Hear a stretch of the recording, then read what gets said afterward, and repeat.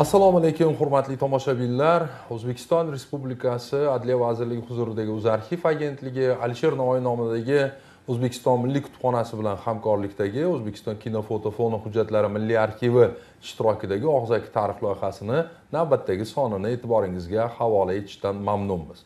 Bugungi loyihamizni mehmoni tarix fanlari doktori, professor, O'zbekiston olima ayollar uyushmasi raisi o'rinbosari Ishanxo'jayeva Zamira Raimova. Assalomu alaykum ustoz. Alaykum assalom. Avvalambor har galgidek biz mehmonlarimizga loyihada ishtirok etishga rozilik bildirganliklari uchun minnatdorlik bildiramiz va sizga ham albatta shu o'rinda minnatdorlik bildiramiz va bizning loyihamizda aytib o'tishim lozimki, demak, o'sha sizni hayot yo'lingiz davomida so'zlab berganingiz natijasida buni atrofida bo'lgan voqealar, buni atrofida bo'lgan shaxslar, mana O'zbekistonimiz, vatanimiz turli davrlardagi ijtimoiy hayot, o'ziga xos tarixini keyingi avlod, bugungi avlod uchun ham taqdim etiladi va asosan keyingi avlod uchun, demak, o'zingizni so'zingizdan shu davrni, shu voqeliklarni tirik guvoh sifatida, shohidi sifatida sizni so'zingizdan yozib olinadi.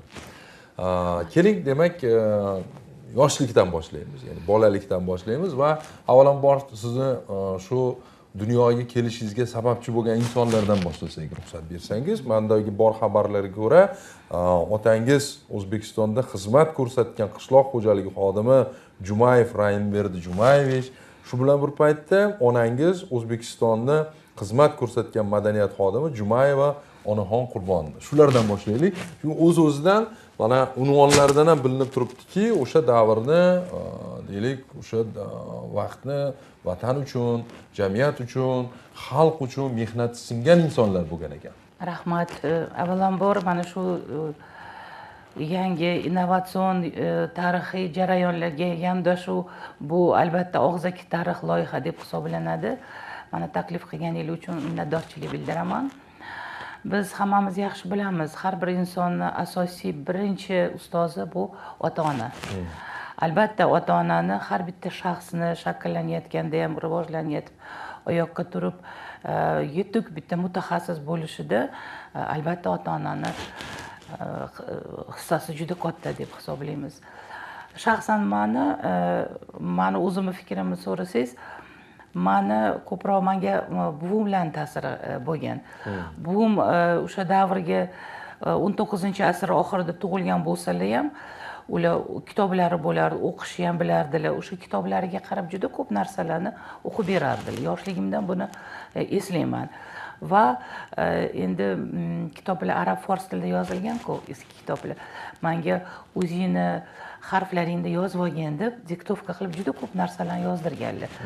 Mana aynan shu menga, bilasizmi, qanaqadir o'sha o'tmishdagi voqealarga qanaqadir qiziqish uyg'otdi. Bu menimcha birinchi qadam bo'lgan. Ismlari nima edi? Tojiniso Qurbonova, Tojiniso buvimlar. Ikkala buvim ham, Adolatxon ena ham, Tojiniso buvimlar ham juda ilmli, matonatli, ham ocharchilik, ham qatag'onlik siyosati, ham Ikkinchi jahon urushi yukini ko'targan mardonavor ayollar deb hisoblayman. Qanaqa qiyinchilik bo'lsa ham ular hech qachon boshini egmasdan ko'tarinki ruhda muomala qilardilar.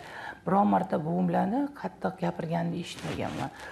Shunaqa yumshoq muomala qilardilarki, doim maqtab qanaqadir motivatsiya berib qo'yardi. Voy, men shunaqa bo'lishim kerak ekan deb bolaligimdan uni eslayman. Albatta ota-onamizni hissasi juda katta bo'lgan. Dadam o'sha davrda ikkita oliy ma'lumoti bo'lgan dadam dedi. Ular qishloq xo'jaligi sohasida doim yetakchi rahbar lavozimlarda ishlab kelganlar va har kuni ertalabdan turib o'zlariga o'zlarini har bitta qadamini hozir eslasam, har bitta qadami biz uchun, har bitta gapirgan gaplari biz uchun tarbiyaviy bir dunyo odamidilar. Va albatta mana shu tarixchi bo'lishimga bular sababchi bo'lganlar. Chunki bolaligimizdan biz dadam Ikkinchi jahon urushi qatnashchilari edilar. Har kuni bizni yig'ib atroflarida urushga borgan har bitta kunini, voqealarini aytib berganlar. o'shanda aytganliki, birinchidan 16 yosh yigit bo'lganlar, novcha bo'ylari uzun bo'lganligi uchun o'zlariga 2 yosh qo'shib frontga ketganlar. Man adashib metrikam yo'qolgan, adashib yozilganman yoshim deb frontga ketganlar. Qarang, 16-17 yashar yosh bolani hozir mana tasavvur qiling. Qanaqa o'sha urush jahannam bilan baravar narsada, to'ppa-to'g'ri hamma bilan xayrlashib, rozi rizoligini so'rab, onamdan ketganman deb gapirib berganlar. O'shanda aytganliki, bir qaysidir voqeada yonimizda bomba portlab, turpoq bilan ustilaridan turpoq nima bo'lgan. Turpoq yopilgan ekan ustilariga. O'shanda ular o'rgatishgan ekan, mana shunday ushab tursang 3 kunlik kislorod yetadi, 3 kun nafas ola olasan deb shuni o'shanda 3 kunmi 2 kunmi yotganman. O'shanda agarda tirik qolsam hayotimda hech kimga yomonlik qilmayman deb o'zimga so'z berganman deganlar. Mana shu voqeani bizga juda ko'p marta gapirardilar. Bu degani qanaqadir bizga yo'l ko'rsatkich bo'lib qolgan. Biz 6 ta farzand bo'lganmiz, 3 ta qiz opa-singil, 3 ta o'g'il bola. O'shanda dadam ta'siri juda kuchli bo'lgan. Mendan katta opam, eng katta opam filologlar, ikkinchi opam vrach. Men ham vrach bo'la qolatsam, yo'q qizim, sen tarixchi bo'lishing kerak deganlar. Demak, men tarixchi bo'lishim kerak deb o'zimni mana shu sohaga tayyorlab, demak, Xudoga shukr tarixchi bo'lganman. Ilmiy ishimni yozayotganda ham fan nomzodi bo'lguningcha men seni boqaman, fan doktor bo'lguningcha ham yordam beraman, lekin doktor bo'lsang, fan doktor bo'lsang, sen menga qaraysan qizim deb meni bo'ynimga qo'yib qo'yganlar. Hozir o'ylasam, mensiz ham dadamga qaraydigan 3 ta ukam turibdi, tog'dek ukalarim va o'shalar albatta qarashardi, lekin bu dadamning gaplari hozir o'ylasam menga motivatsiya bo'lib, qanaqadir ustanovka, yo'l ko'rsatkich bo'lib qolgan. Men o'shanda chunki doktorlik dissertatsiyam ozgina cho'zildi, ayrim sabablarga ko'ra, bu obyektiv sabablar bizga bog'liq emas edi. O'shanga qaramasdan doim dadam himoya qilayotganda dadam уже yo'q edilar. Lekin o'sha dadamning gapi quloqimda turgani uchun men juda harakat qilganman va nima bo'lsa ham men mana shu ishimni yoqlab olishim kerak edi. Albatta yengilroq mavzular bo'lgan, lekin mana shu mavzuni oldimma oxirigacha yetkazishim kerak deb o'zimga so'z berganman. Mana ta'siri kuchli bo'lgan albatta ota-onam. Onam rahmatli yoshligidan kutubxonachi bo'lganlar, kutubxona xodimi bo'lganlar. O'shanda aytardiki, 2 oylik chaqaloqni seni ko'tarib ishga chiqardim. Kitoblarning orasida joy qilib seni o'sha yerda uxlatib qo'yardi xodimlarim. Shuning uchun sen kutubxonada katta bo'lgansan, dirdilarda.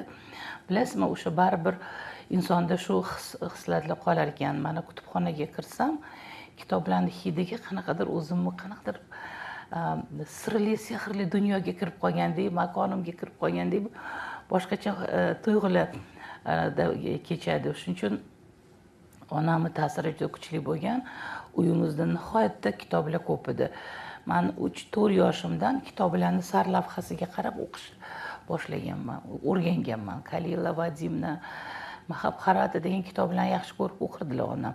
O'shalarni o'qib, harflarga qarab o'qishni o'rganganman. Maktabga endi 6 yoshdan bergan dadam bizni hammamizni 6 yashar kichkina qizcha bo'lib babka ko'tarib maktabga borib o'qib, mana hamma sinfdoshlarimdan, lekin kursdoshlarimdan yosh bo'lganman, 1 yosh kichkina bo'lganman. 16 yoshimda maktabni bitirib, Milliy universitetga, unda Toshkent davlat universiteti o'qishga kirganman. Tarix yo'nalishiga ancha o'ylandim. Turli yo'nalishlar, yo'q dadam tarixchi bo'lasan deganlar uchun shart edi, hujjatlarni topshirib, birinchi imtihondan 5 olganman. 5 olib, unda imtihonni raisi Vladimir Yusupovich Usmanovich Yusupov edilar. Hozirgacha eslayman u odamni. 5 olmoqchi bo'lgan talabalarni, abituriyentlar, ular alohida suhbat bilan o'tkazardilar. Keyin savol-javob qilib, yo'q, zaslujili 5 deb 5 qo'yib berganlar. Shu yerdan hozir yana orqaga qaytamiz. Bu yerda yana davom ettiramiz. Birdan tez o'tib ketib qoldik. Keling, men ota-onangizdan keyin shu aynan siz bolaligingiz paytidan boshlamoqchiman. ya'ni 1956-yil 8-yanvarda siz Sirdaryoda tug'ilgansiz. Shu yerdan boshlaylik, yana o'sha paytdagi bolalik xotiralari, o'sha paytdagi Sirdaryoda qayerda turgansizlar, qaysi maktabda o'qigansiz, shular to'g'risida so'zlab bersangiz. Men Boyovut tumanida tug'ilganman, lekin dadamni o'sha rahbarlik lavozimlarida ishlaganligi uchun 5 yil, 4 yil ishlab joylarni o'zgartirgani uchun biz hech kimga ishonmay 6 ta farzandni ham dadam o'zlari ham olib yurganlar. Dadam qayerda ishlasalar o'sha yerda yashaganmiz. O'shanda 1-sinfga Mirzacho'lda o'zlashtirishda birinchi ilg'or savxoz ochilganda Mirzacho'l savxozi deyilgan. U juda katta savxoz bo'lgan. Hozir u savxozni bo'lib Mirzobod tumani qilishgan deb nomlangan. Unda Guliston rayonida Mirzacho'l savxozi degan joy bo'lgan. Bu endi yangi namuna sifatida tayyorlangan savxoz bo'lgan va bu juda ko'p mehmonlar, delegatsiyalar kelishardi. O'sha namuna qiladigan joylar ko'p edi. Mirzacho'llarni o'zlashtirishda birinchi qadam bo'lgan mana shu savxozlardan biri edi. Shularga dadam direktor bo'lib, bizni o'sha yerga ko'chirishdi va biz o'sha yerga 1-sinfga maktabga borganman. Qanaqa edi sharoitlar? Mirzacho'l endi yangi savxoz bo'lsa. Bilasizmi, yangi savxoz bo'lganligi uchun bunga qaramasdan tipovoy yangi yerlarni o'zlashtirishda kompleks ravishda o'zlashtirilganda birinchi bosqichida oldin, keyin 70-yillarda kompleks kompleks ravishda cheklanilgan. Lekin birinchi savxozlarni kompleks ravishda o'zlashtirganligi uchun albatta maktab, bog'cha, больница, poliklinika, o'sha ma'muriyat uchun idora va hokazolar, klub, albatta kutubxonalar albatta qurilgan edi. O'shanaqa joylarda birinchi marotaba maktabga borganman, tipovoy maktab. Albatta bu hozirgi maktablar ham o'sha tipda solingan. O'sha maktablarning tipi bir xil. Rus o'zbek maktabi edi. Rus sinfiga borganmiz, chunki unda bilasizlarmi, rus va o'zbek sinflarda farqi juda katta bo'lgan. Nimada? Mana finansирование, men yaqinda tasodifan ko'rib qoldim. Moliya vazirligini demak hisobotlarini arxivda. O'shanda ko'rsatilganki, yil oxirida mana qaysi qayerga qanaqa mablag' jo'natilganligi. Mana Rusiy zabon maktabga bir mablag', o'zbek tili maktablariga ancha bari past mablag'lar jo'natilgan 20-30-yillarda bo'lgan. Demak, bu siyosatni Sovet hokimiyati davom ettirgan.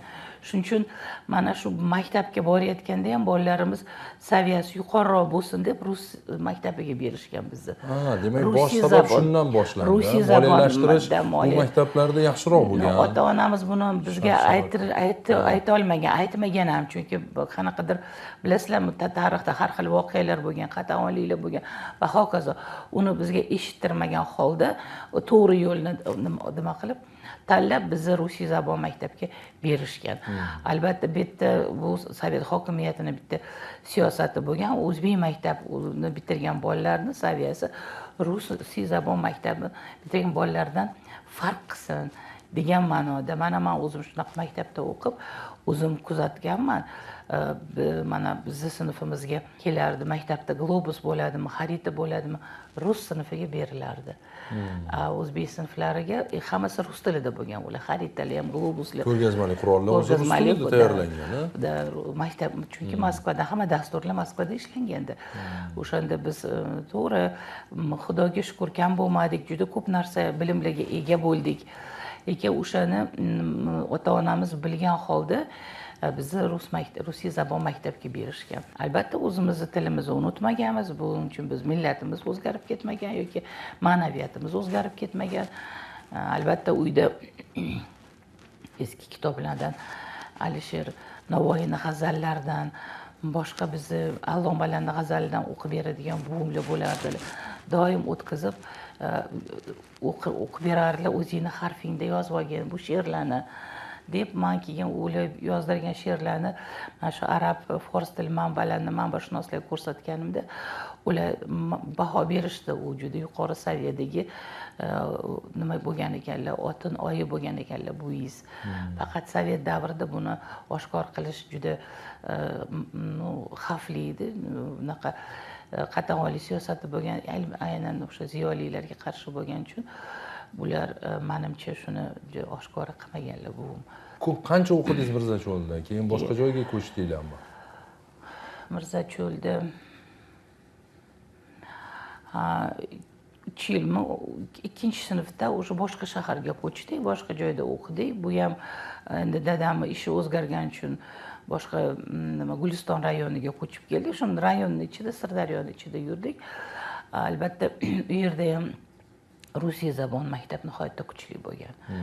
O'qituvchilar, ayniqsa matematika o'qituvchisi yoki chet tili o'qituvchisi talaba juda kuchli bo'lgani uchun bilimlarimiz juda bu hadligacha o'sha tarix, geografiya fanlaridan olgan darslarimiz, saboqlarimiz haligacha mana shu nevaralarim bilan dars qilsam ham qayerdan bilasiz buvijon, siz bu she'rlarni qayerdan bilasiz? Men ham sizlarga o'xshab maktabda o'qiganman deb ular hayron, qayerdan bilasiz? Endi maktab shunaqa bilimlar maktabni roli juda kuchli deb hisoblayman. Bu bilim bir umr odamda ichki dunyosida kengaytirishga xizmat qilar ekan. Undan keyin biz yana bitta Farhod sovxoziga ko'chib bordik. Bu sovxoz ham namunali sovxoz deb hisoblanadi. Yangi yerlarni o'zlashtirishda namunali sovxozlardan biri. O'sha yerda o'qishni davom ettirdim.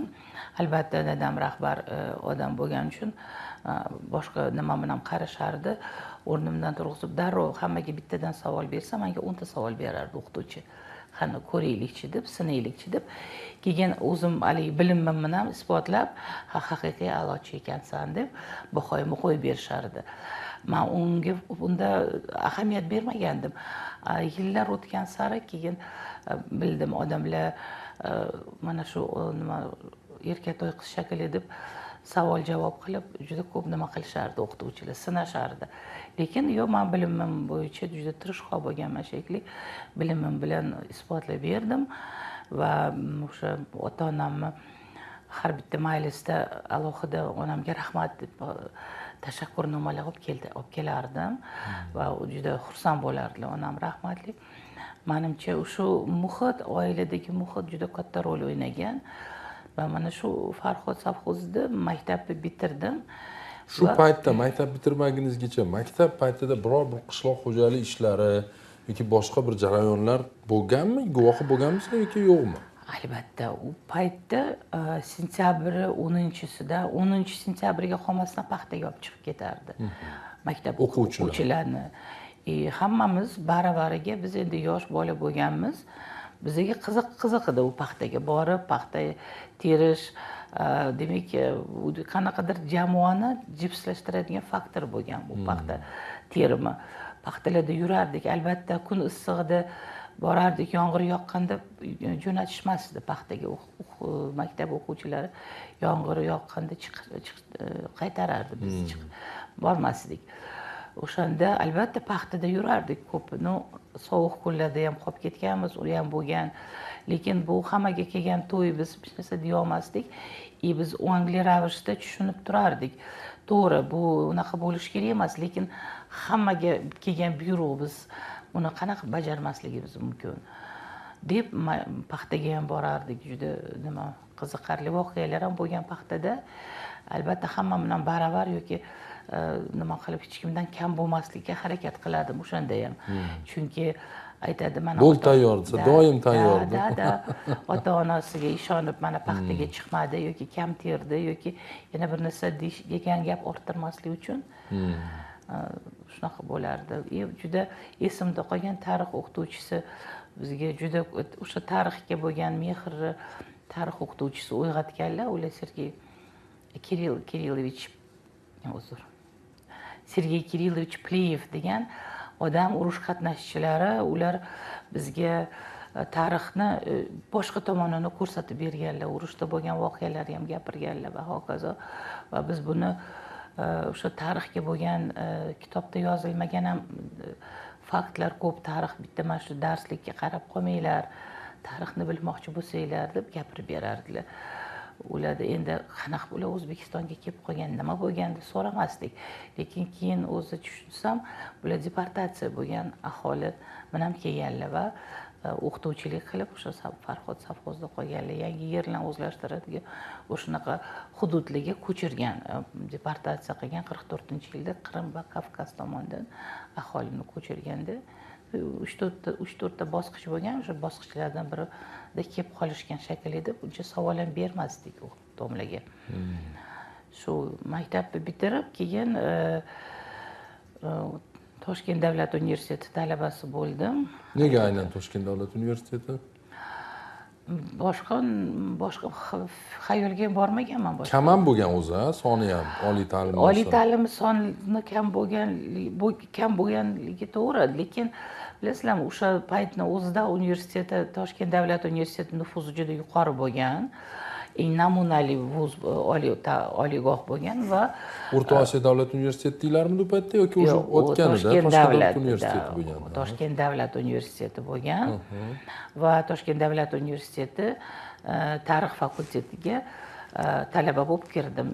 Unda tarix fakultetida ham psixologiya bo'limi, falsafa bo'limi, iqtisod bo'limi bo'lardi. Hozirgi O'zbekiston Milliy universiteti to'g'risida gap ketyapti. Hozir O'zbekiston Milliy universiteti 2000-yilda O'zbekiston Milliy universiteti maqomi olindi 28-yanvar kuni.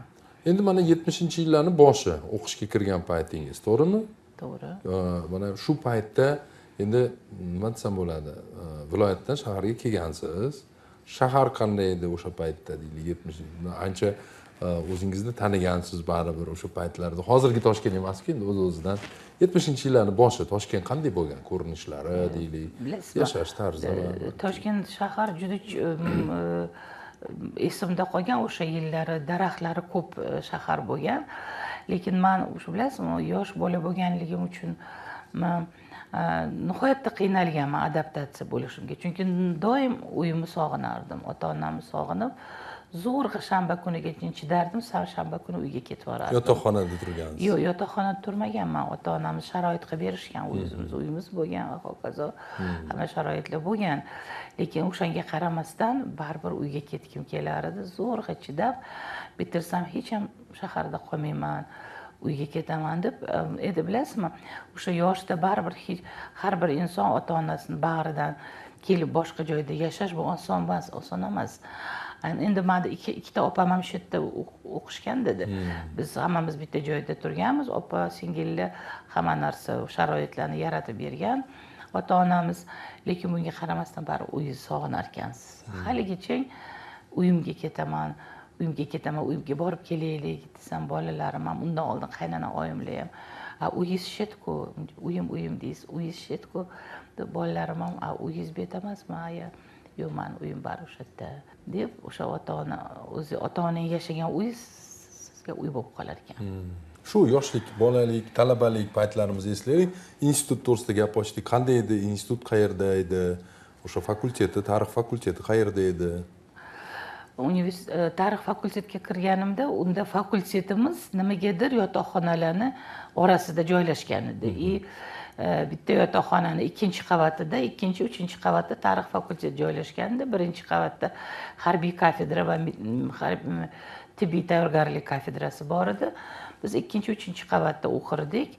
Albatta dars 9 da boshlanardi. Shahar darsga yetib kelish qiyin bo'lardi, uzoq edi. Lekin bunga qaramasdan har kuni darsga yetib kelardik. Juda qiziq bo'lgan. Bilasizmi, juda har bitta fanni qanaqadir sehrli dunyo qilib qabul qilganmiz. Chunki bizga juda mashhur ustozlar dars bergan. Roza Mo'minjonovna deb qadimgi Rim tarixini, qadimgi dunyo tarixidan dars berganlar. Goga Abramovich Hidoyatov yangi tarixdan dars berganlar. Geril Leonidovich Dmitriyev degan ustozimiz bo'lgan tarixiy geografiyadan dars berganlar. Xaritani shunaqa yoddan bilardilar, qayerda nima joylashganini xaritaga qaramasdan bizga yoddan gapirib berardilar. Atabay Sodiqov professor ustozlarimiz, Nayira Xalmatovna Usmonova, ular hammasi har bitta o'zini fanni, o'zini mohiyatini ochib bergan holda shunaqa dars berishardiki, aynan shu fandan mutaxassis bo'lgisi kelardi. Unda biz diplom ishi yozardik. Kimdan diplom ishi olsam bo'lar ekan deb nima qiladi, juda qiziqarli SSR tarix fani bo'ladi, O'zbekiston tarix fani bo'ladi, qadimgi sharq tarixi bo'ladimi, Yevropa tarixi bo'ladimi, har bitta yoki Osiyo tarixi bo'ladimi, har bitta o'sha fandan bizni o'sha aynan shu sohadan qiziqib, shu sohadan diplom mavzu olaman deb o'tirardi edi. Shunchalik bizni qiziqtirib, juda yuqori saviyada dars berishardi. Nadejda Abdullayevna Abdurahimova, bular Gariy Ivangarovich Machin domlalarimiz, bular hammasi bilasizlarmi, har bittamizni xotiramizda qolgan va har dars berayotganda shunaqangi nima bilan berishardiki, vujudi bilan dars berishardiki, shunaqa dilimizda qolgan o'sha darslar. Shunaqangi munosabat, hammamizga hurmat, izzatni bizni joyiga qo'yib murojaat qilishardi. Ayniqsa chet tili o'qituvchilari, masalan, men fransuz tilini o'rganganman. Diana Genrixovna Mutsennik degan dotsent o'qituvchimiz bo'lardi. Shunaqangi bizni yaxshi ko'rardiki, biz ko'pchilik emas edik boshqa guruhlarga nisbatan. Har yili ilmiy anjumanlarda ma'ruza qildirardi chet tilida. Har yili aprel oyida o'sha fransuz tilidan ma'ruza qilib ma'ruza qilib berardi. Talabalar konferensiyasi an'anaviy bo'lgan, har yili aprelda bo'lgan. Bu butun dunyoda aprelda an'anaviy talabalar konferensiyasi bo'lib o'tardi. Shu bilan bir qatorda hozir yo'q, adashmasam aprelda. Hozir bor. Boshqacharoqmi? Boshqacharoq, boshqa formatda bizda, lekin bo'ladi. Kafedralar miqyosida bo'ladi va har yili may oyida xalqaro talabalar konferensiya bo'ladi. Bu hamma fakultetlar uchun. O'shanda tilga bo'lgan haligi e'tiborimizni shu konferensiyalarda biz mustahkamlab olgandik. O'sha tilda ma'ruza qilganingizdan keyin albatta dekan professor Hidoyatov Goga Abrarovich kitobni bir narsalar sovg'a qilib berishardi. Gap unda ham emas. Gap domlani biz shunaqa bizni maqtab qo'yardi, lekin maqtovlarga sazovor bo'laylik deb harakat qilardik yoshligimizdan. O'sha mana hozir aytyapsiz, chet tili deganingiz xorijiy masalalar to'g'risida gapirganingiz uchun savol kelib qoldi. Bolalikda, yoshlikda shu xorijiy mamlakatlarga borish istagi bo'lganmi yoki balki borgandirsiz birorta mamlakatga? Hali shu aynan demoqchiman, yo o'quvchilikda yo talabalikda. Bilasan, biz shunaqa davrda o'qigandik-ki, mana Ikkinchi jahon urushi paytida Sovet o'sha Qizil armiya askarlari Yevropani ham ozod qilgan. Yevropa hududiga o'tganda Yevropadagi hayotning yaxshiligini ko'rib tushkunlikka tushib qolgan. Nimaga biz shunaqangi doim mehnatda yurganmiz, harakatda yurganmiz, bularni biz ozod qilyapmiz, lekin bularning hayoti bizdan ancha necha saviya yuqori deb ko'p frontdan qaytganlar juda ko'p depressiya bo'lib, suitsid qilgan, boshqa qilgan. Chunki vataniga qaytib kelgandan keyin hamma urushdan keyin qanaqa ahvolda bo'lganligini, o'zini nochorligidan juda yomon nima bo'lgan, taassurot bo'lgan. O'shanda Stalin aytganki, chet elga chiqish kamroq bo'lsin va ularning hayotini ko'rsatmaslik uchun, targ'ibot qilmaslik, eng yaxshi hayot mana SSR hududida deb juda minimal darajada chetga chiqish bo'lgan. Mana shu chetga chiqib kelgan odamni ham nazoratda bo'lgan keyin. Menimcha o'shani asorati qolgan Sovet davrida. Bizda unaqa chet elga borish nima bo'lmagan yoshligimizda. To'g'ri, ko'rgimiz kelar edi. Lekin qanaqadir nima bo'lsa ham chet elga borishim kerak degan g'oya yo'q edi bizda. O'qish, o'sha bir narsalarga erishish, yutuqlar, o'sha konferensiyalar, o'shanda doim har yilda universitet miqyosida talabalar forumi bo'lardi. Всесоюзный forum. SSRda har bitta burchagidan talabalar kelardi. O'shaqa konferensiyalar bilan ovora bo'lib yurardik. Unaqa nima bo'lsa ham chet elga boraman degan g'oyada nima qilmasdik. Qanaqadir mayli SSRni bo'lsa ham boshqa viloyatlariga, boshqa respublikalariga deylik, balki talabalar sifatida tajriba almashish yoki boshqa bo'lganmi? Bo'lgan. Bizda birinchi navbatda bizda nima bo'lgan? Bizda o'sha tarix tanishtiruv amaliyoti bo'lgan. O'sha amaliyot paytida biz Rossiya Federatsiyasida, mana Qozog'istondan o'tib Rossiya Federatsiyasini polni Moskva, Leningrad hamma muzeylarini aylanib kelganmiz. Shuni ham aytib bering. O'shanda Qachon bo'ldi bu o'sha talabalik? Talabalik ikkinchi kursni bitirganimizda 74-yilda demak bo'lgan mana shu bu tanishtiruv amaliyoti Samara shahriga, hozirda biz Samara deyiladi. Nimada borganmiz? Poyezdda borganmiz. U yoqda Volga daryo bo'yicha teploxodda ketganmiz Moskvagacha. Mana shu yo'lda qanaqa shaharlar bo'lsa, Plyus bo'ladimi, Levitanni, rassom Levitanni vatani, Gorkiy hozir Nijniy Novgorod, Kazan, o'sha shaharlarga hammasiga demak 4 soat to'xtatib, ekskursiya qilib shaharlarni ko'rsatgan. Albatta muzeylarni hammasiga kirganmiz. Va shu nima bilan Moskvaga kelganmiz. Moskvada muzeylarni ko'rib, birinchi navbatda albatta katta yirik muzeylar, keyin Leningradga ketganmiz.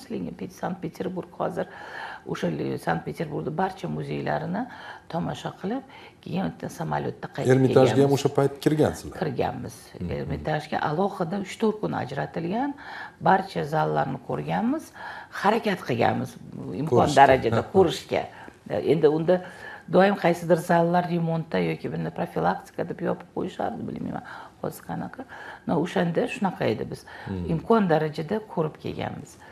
Bu birinchi taassurot. Undan keyin o'sha Sovet davrida bilasizlarmi, qanaqadir shedevrlarni ko'pini SSRga olib kelib ko'rsatishardi. O'shanda bir yili baravar kelgan Mona Lizani Pushkin muzeyiga olib kelgan Moskvaga. Tutanxamon, imperator Tutanxamonni o'sha nimasida piramidasida saqlanib qolgan oltin narsalarini Peterburgga olib kelgan, Leningradga olib kelgan. Shunaqa ko'rgazma kelgan ekan deb ota-onam bilan gaplashsam, bo'ldi, olib boramiz sani deb kichkina ukam bilan meni ayam olib borganlar. Aynan o'sha Jakondani ko'rganmiz Pushkin muzeyida. Va o'sha Tutanxamonni ko'rgazmasini Peterburgga borib, Leningradga borib, maxsus zallarda, u yerda ham Ermitaj bitta zalni ajratib berishganda, o'shanda tomosha qilib qaytib kelganmiz. Ya'ni o'sha biz qanaqa nimaga qiziqsak, ota-ona sharoit yaratib berardi. Albatta bu uchun men minnatdorman. Ota-onamga albatta ularni mana hozirgi kunimga ularni nimasi juda katta, hissalari juda katta. 76-77-yillarda institutni tamomlayapsiz. Endi hali tamomlamagan paytingiz 76-yillar deylik. Toshkentda metro paydo bo'ldi. Shu shaharga yana qaytaylik, yana mana shu shaharda qanday edi ko'rinishi? Tramvaylar yurgan. Bilasizmi, Toshkent o'zini nimasi xususiyati bor shaharni. Toshkentda juda ko'p park bilan daraxtzorlar ko'p bo'lgan. Masalan, men universitetni bitirib, universitetda ishda qolganman va o'sha qaysidir masofani piyoda yurishga yaxshi ko'rardim. Undan oldin 76-yilda men turmushga chiqqanman. Turmush o'rtog'im ham universitetda dars berardilar, yuridik fakultetda. Ismlari? Husan aka Eshonxo'jayev. Ular Moskvada o'qiganlar, Patrisiya Lomomba universitetini bitirganlar va bitirgandan keyin universitetga darsga taklif qilishgan, dars berganlar. O'shalardan juda ko'p piyoda yurishga o'rgatganlar meni. O'shanda endi sayr qilganda ham nimada sal vaqtim bo'lsa, shu harakat qilardim. Uyimni ishini tezroq tinchitib, qayerdir chiqib ketishga unga sababchi bo'lgan qaynonam rahmatli Sharifaxon aya. Ular ham 9 ta farzandlari bo'lgan. Ular ham yoshligida ishlaganlar, lekin bolalarga qarab keyin uyda ishlamaydigan bo'lganlar va qaynatam o'sha O'qchi mahallada yashashgan va qaynatam Akmal Ikromov bilan birgalikda o'sha Sovet hokimiyati o'rnatilganda baravar ishlaganlar. Ozgina o'sha qatag'oliy siyosati ham ularga ta'sir qilgan. Lekin ularni o'shanda Stalinning oldiga juda ko'p o'sha nimalar vakillar borib shikoyat qilgandan keyin qaysidir qismini o'tmasdan javob berib yuborishgan. O'sha o'sha qismda qaynatam ham qaytib kelganlar uyga. 38-yilda. Ular tarixni eng og'ir, vatanimiz tarixini eng og'ir paytini yelkasida tortib kelgan deyish mumkin. Keyin Ikkinchi jahon urushi boshlanganda O'zbekistonga juda ko'p 150 dan ortiq fabrika, zavodlar evakuatsiya qilingan. O'shanda qaynatamni Xarkovdan kelgan Kenafni fabrikaga direktor qilishgan. Qanday fabrika? Kenafni Nima fabrika, ishlab Kanop. Kanop. Kanop. O'shanda qaynatam rahmatli aytib berardilar, fabrika kelgan, rabochilar kelgan, qanchadir lekin ko'p emas, uni parashyutliga nima qilishar ekan. Parashyutlar uchun qanaqadir asbobini chiqarib berish kerak ekan, lekin bizda kanop o'smaydi. O'shanda tezlik bilan Toshkent viloyatidan, Toshkent atrofiga kanop ekadigan yerlarni ajratib, kanop ektirib, tezda haligi nimani ishga sovardik, ishga tushib ketdi zavod. Va unda rasmida o'sha direktor oilasi bilan rabochilar ichida yashash kerak, ishchilar ichida yashash kerak dedi. O'shanda ishchilarni barakida ham bizga xona ajratib, o'shanda yashaganmiz deganlar qaynonam rahmatli aytib berardilar. Bolalarim bilan 3 ta farzandim bor edi unda, qizlar. O'shalar bilan o'sha yerda turardik deb gapirib berardilar. Qaynatam dedi 10-15 yilcha direktor bo'lganlar edi, keyin paxta zavodiga direktor bo'lganlar, yengil sanoat sohasida ishlaganlar. Ularni ham yordami juda ko'p bo'lgan. Masalan, nomzodlik dissertatsiyamni yozayotgandagi bolalarim ham o'ralashib qoldingiz, men bolalarga qarab turaman, boringlar aylanib keling deb chiqarib yuborishardi shaharga, boring aylanib keling, dam olib kelinglar deb bolalarga qarab turamiz deb qaynatam ham qaynonam rahmatli shunaqa deb sharoit yaratishar edi. Men ulardan juda minnatdorman. 85-yillar qayta qurish, glasnost deyishardi, ya'ni oshkoralik, ochiqlik. Mana shu davr sizni xotirangizda qanday qolgan? Nima voqeliklar bilan? Shaharda, O'zbekistonda, balki Soyuzda. Bilasizmi, qaysi davrda mana shu glasnost, oshkoralik deb e'lon qilinganda har xil endi oshkora ekan deb juda ko'p harakatlar boshlanib ketgan. Masalan, ish paytida ko'chada yurgan odamlarni to'xtatib, qayerda ishlaysan, nimaga ishdamassan degan jarayonlar bo'lgan. Bozorda yurgan ayollarni to'xtatib, nimaga ishdamassan, ishlaysanmi yo ishlamayman? Ha, xo'p, ishlaganlarni ish paytida odamlar qayerdadir yurmasin deb Andropov paytlarida juda qattiq nima bo'lgan. Undan keyingi oshkoralik, qayta qurishlar albatta bizda bilasizlar qanaqadir umidlar bilan nima bo'ldida, nimadir umid qildik, hayot endi boshqacha bo'ladi. Boshqacha bo'ladi, yangiliklar bo'ladi, qanaqadir imkoniyatlar yaratiladi. Mana unda yosh edik, yoshlarga ham imkoniyat bo'lsa kerak deb juda ko'p narsa umidimiz katta edi qayta qurishlardan. Lekin u o'zini oqlamadi va oxir oqibatda SSR parchalanishiga olib keldi. Albatta bu jarayonni to'xtatib bo'lmasdi. Qachondir SSR parchalanib ketardi bu ketishda. Albatta, lekin oddiy xalq juda qiynaldi o'sha payt. Albatta biz endi qanaqadir xalqni qaysidir qatlami balkim o'ziga to'q yashagan, lekin asosiy mana talabalar bilan juda ko'p muloqotda bo'lganman, dars berardik, auditoriyaga kirardik. Oddiy xalq, viloyatdan kelgan bolalar ahvoliga qarab, o'shanda xalq qiynalganligi bilinib turardi. Mustaqillik paytini hozir aytaman-ku, talabalar deganingizga esimga tushib ketdi. 90-yillarning boshida o'sha talabalar shaharchasida ham o'ziga xos nima desam bo'ladi, to'qnashuv deymizmi yoki bir qanaqadir ko'tarilish bo'lgan-a? Shuni ham guvoh bo'lganmisiz shu voqealarni? Yoki ko'rmayapsizmi? Biz guvohi bo'lganmiz, albatta. Biz hayajonda bo'lgandik. Endi nima bo'ladi? Bu yerda bilasizlarmi, bolalarni ham qolipdan chiqarib yuboradigan kuchlar harakati bo'lgan. Meni fikrimcha. Endi uni ochiqchasiga aytishdi ham, YouTube'da videolar ham bor. Albatta qanaqadir kuchlar yoshlarni tajribasizlikdan foydalanib, yoshlarni o'ziga qurol qilmoqchi bo'lganligi ham bo'ldi. Bu bo'lgan gap.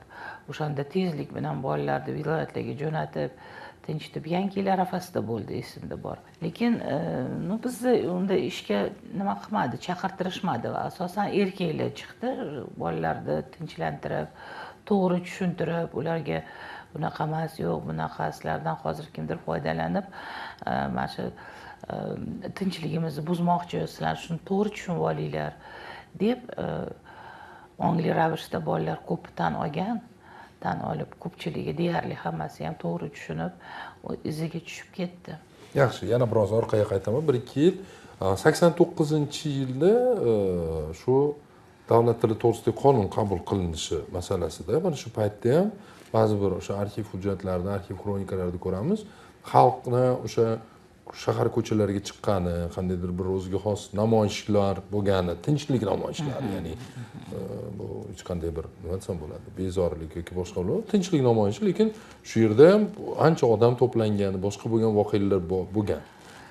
Albatta, bu voqealarni ta'sirida mana shu voqealarni ham roli katta bo'lgan deb hisoblayman, chunki markaz o'zini baribir o'zini siyosatini ma'qullatib, majburlab bo'ynimizga, har bitta respublikada shu ahvol bo'lgan. Albatta, davlat tili haqidagi qonun chiqish kerak edi va 1989-yilda bu qonun chiqqan va o'ziga asta-sekin demak amalga oshdi. Bilasizmi, bu o'zi kerak qonun, har bitta millat uchun ham kerak, chunki millatni borligi, xalqni borligi bu til va madaniyat. Uni asta-sekin yo'q qilsangiz, xalq ham yo'q bo'lib ketadi. Bu tarixiy jarayonlarda juda ko'p davrlarda uchratganmiz bunaqa voqealarni. Shuning uchun juda o'rinli vaqtida, undan ham oldin bo'lish kerak edi, lekin o'sha til haqidagi qonunni biz juda xursandchilik bilan kutdik, qabul qildik va hamma xursand bo'ldi va o'zbek xalqi o'zini mavqeini, o'zini salohiyatini o'sha bilan isbotlab berdi. Va mana shu qonun qabul qilingani har bitta insonni yuragida o'z joyini, o'rnini topdi.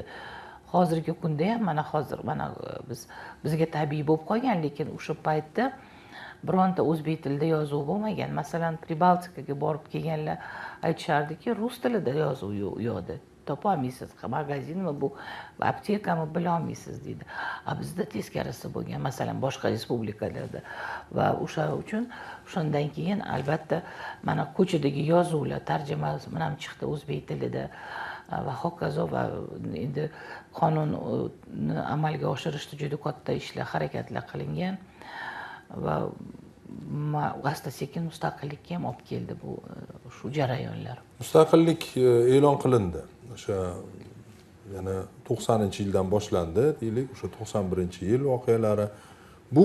Bu mana shu o'sha paytdagi odamlarni o'rtasida ham paytda o'sha ziyolisiz, oilangiz ziyoli, oddiy xalq o'rtasida, ziyolilar o'rtasida qanday bir baribir ta'sir qanday bo'ldi yoki taassurotimi, ta'sirimi, odamlar qanday qabul qildi buni? Referendum bo'lgan, to'g'rimi? Siz biz rozimisiz degan. Biz barcha jarayonda qatnashganmiz, albatta ongli ravishda qatnashilgan va bu mustaqillikni biz juda xursand bo'lib, mustaqillik haqida ma'lumotlarni xursand bo'lib qabul qilganmiz. Endi chunki birinchi prezident Islom Abdug'aniyevich Karimov juda har bir chiqishida tushuntirib ma'ruza qilardi. O'shaning uchun nima bo'lamiz, biz nimaga erishamiz, bizni zaif tomonlarimiz qayerda, nimadan qo'rqishimiz kerak, mana shu qaysi yo'ldan to'g'ri ketish uchun qaysi yo'ldan yurishimiz kerak va iqtisodiy ravishda, siyosiy tomonida barcha ta'lim sohasi bo'ladi, barcha sohalarni mana shu davrdan boshlab o'zgarishlar boshlanib ketdi. Masalan, xususan oliy ta'limda bizga tegishli bo'lgan bu O'zbekiston tarixi fanini alohida fan qilib kiritilgan. Chunki mana biz Sovet davrida o'qiganmiz, O'zbekiston tarixini biz 5-kursda qisqacha maxsus kurs qilib o'qib berishgan. Mana hozir bizni masalan mustaqillikdan keyin biz mana tarix fakultetlarida 3 yil davomida o'qitamiz. O'zbekiston tarixini qadimgi davrdan hozirgi kungacha va 4-kursda maxsus kurslar orqali o'qitamiz. Har bitta jarayonni. magistratura bosqichida tariximizni kam o'rganilgan qaysidir davrlarga tegishli mavzulardan o'quv rejani shakllantirganmiz. Mana shu davrga tegishli ma'lumotni chuqurroq talabalar, magistrantlar chuqurroq bilish uchun o'sha davrga tegishli maxsus kurslar ishlab chiqilgan. Xususan meni o'zimni 2 ta maxsus kursim bor. 3 ta edi, 2 ta hozir magistratura bosqichi talabalari uchun. Aynan mana shu o'zimizni tariximizni ham kam o'rganilgan, ham dolzarb bo'lgan masalalari, muhim O'zbekiston davlatchiligida muhim rol o'ynagan tarixiy mavzular bo'yicha olib boramiz. Albatta oliy ta'lim sohasida, barcha sohalarda, ta'lim sohasida o'zgarishlar katta bo'lgan va hozirgi kunda mana yutuqlarimizda, yoshlarimizni yutug'idan siz ko'rishingiz mumkin bu qanchalik to'g'ri bo'lganligini. 97-yilda siz nomzodlik dissertatsiyasini yoqladim deyapsiz. Shuni arafasida, ya'ni 1 yilda yoqlanmaydi-ku baribir, bir necha yil bo'yicha ilmiy tadqiqot qilinadi. Shu bilan bog'liq bo'lgan voqeliklarni eslaylik, ustoz. Rasman men o'qishni bitirgandan keyin уже bolaligim bo'lgandim, aspiranturaga kirganman va aspirantura davomida ilmiy demak kafedra mudiri Aman Musayevich Tashmuhamedov professor menga juda ko'p mavzularni tavsiya qildilar-da. Ko'rdim, o'rgandim. Amir Temur davlati bo'yicha yozmoqchi edim nomzodlik dissertatsiyani. Unda Ilyas Gulyamovich Nizomuddinov degan O'zbekiston tarixi kafedrasining mudiri professor domla aytdilarki, qizim siz qiynalib qolasiz, chunki siz arab fors tilini mukammal bilmaysiz. Bu davrni o'rganish uchun tillarni bilish kerak. Hozircha O'zbekistonda buni yaxshi til biladigan tarixchi hali yo'q dedilar. Men maxsus tilni o'rganib shu mavzuni ishlasamchi, siz qiynalib qolasiz. Oilaviysiz, bolangiz bor, qaynona, qaynota bor. Siz ulardan vaqt ajratib cho'zilib ketadi ishingiz deganlar. Keyin o'ylab shu Aman Musayevich Tashmuhamedov aytdilarki, men sizni bitta akademikka tavsiya qilaman. Shu siz boring, tanishing va ular bilan maslahatlashing. O'shalar mavzu beradilar sizga dedilar. Keyin va akademik Rahima Hajiyevna Aminovani aytdilar. Men ular Fanlar akademiyasini binosida edi, tarix instituti borib ustozga uchradim. Ular men bilan gaplashdilar-da, keyin aytdilarki, men shunaqa bitta mavzu beraman dedilar. Bu davr O'zbekiston tarixida qisqa davr bo'lgan, 10 yil. Lekin bu 10 yil O'zbekistonliklarga juda katta O'zbekistonni, o'zbek xalqini matonatligini ko'rsatib beradigan mavzu va siz shuni ishlashingiz kerak. Unda u hali jarayon davom etyapti, hali tugamagandi. Biz o'ylagandik, shu hali cho'ziladi bu jarayon deb, lekin 10 yil, deyarli 10-11 yil bo'ldi bu jarayon. O'shanda o'ylanib, keyin rozilik berdim, ishladik. Opa bilan mavzu oldin yo'l-yo'riq ko'rsatdilar, oldin kutubxonaga borasiz, keyin gazetalar topasiz deb, arxivga borasiz, bosqichma-bosqich nima qilishim kerakligini qadamma-qadam tushuntirdilar. Hammasini bitta-bitta ketma-ketlikda bajarib, opaga olib kelardim. Keyin ishingizni oxirgacha yozing deb olib keling deb, qisqa qilib ko'rsatardim. Ko'rib, to'g'ri, bunisi to'g'ri, bunisini to'g'rilang deb ko'rib berardilar. Keyin ishimni yozib bo'lgandan keyin olib borganimda ko'rdilar-da, bo'ldi, himoyaga tayyorlanavering deganlar. U mavzu O'zbekistonni Rossiya noqora tuproq yerlarini o'zlashtirishga qo'shgan hissasi deb nomlangan. Bu yerda bilasizlarmi, Rossiyani o'sha noqora tuproq yerlari urushdan keyin tashlandiq bo'lib qolgan. Aholisi ham ko'chib ketgan. Qayerda endi taxminan? Novgorod va Ivanovo va Vladimir, 3 ta viloyatda hududi. Novgorod viloyati, Novgorodskaya oblast, Ivanovska, Vladimirskaya, 3 ta viloyatda. Endi unda oziq-ovqat programmasi juda keskin ishlanganda va qattiq turganda, misol uchun odam soni ko'paygan sari ularni oziq-ovqat programmasi keskinlashib qolgan. O'shanda problema bo'lib qolgan, muammo bo'lib qolgan. O'shanda o'sha programmani dasturda amalga oshirish uchun o'sha Rossiyani noqora tuproq, tashlandi bo'lib qolgan noqora tuproq yerlarni o'zlashtirish kerak. Ular azaldan Rossiyani boqqan region bo'lgan. Ham don, ham boshqa oziq ovqatlar yetkazib beradigan hudud bo'lgan, lekin ikkinchi jahon urushidan keyin tashlandiq bo'lib qolgan, aholisi shaharga ko'chib ketgan va erta ikkita uchta kampirlardan boshqa hech kim yashamagan u hududda. Yerlar asta sekin botqoq bo'lib qolgan. Ularning xususiyati shunaqa, yomg'irlar oylab yog'ar ekan, oddiy yer ham botqoq bo'lib qolar ekan. O'shanda shu uchta viloyatni markaz uchta respublikaga bo'lib bergan: Tojikiston, O'zbekiston, Turkmanistonga. O'zbekistonga Ivanovo viloyati biriktirilgan va O'zbekiston mana shu demak viloyatga to'liq yordam berish kerak edi. Birinchi navbatda 1974-yilda o'sha markaziy qo'mitani qarori chiqqandan keyin Moskvada Yangiyer shaharidan, Yangiyer Vodstroy degan tashkilotdan birinchi otryad jo'natilgan. Albatta, bular borgandan keyin vaziyat joyida o'rgangan. Bu ko'plab, o'nlab loyiha institutlari, mutaxassislar, injenerlar, demak, irrigatorlar bu jarayonda qatnashgan. Albatta, borgandan keyin odamlar endi ko'rgan, vaziyat og'ir, yashash joyi ham yo'q. O'shanda butun kerakli narsani O'zbekistondan jo'natishgan. Oziq ovqatigacha o'shani o'zlashtirish boshlangan. Lekin bilasizlarmi, uni o'zini xususiyati bor ekan. Bizdan betdan ketgan mexanizatorlar texnikasi bilan o'sha botqoqlarda cho'kib ketgan случайлар ham nimalar bo'lgan. Hodisalar ham bo'lgan, chunki ular endi bizda yer bo'lsa yer ekan deb yurib ketishsa, yerda botqoq ustida o't o'ssa ham, daraxt o'ssa ham asli botqoq bo'lgan ekan.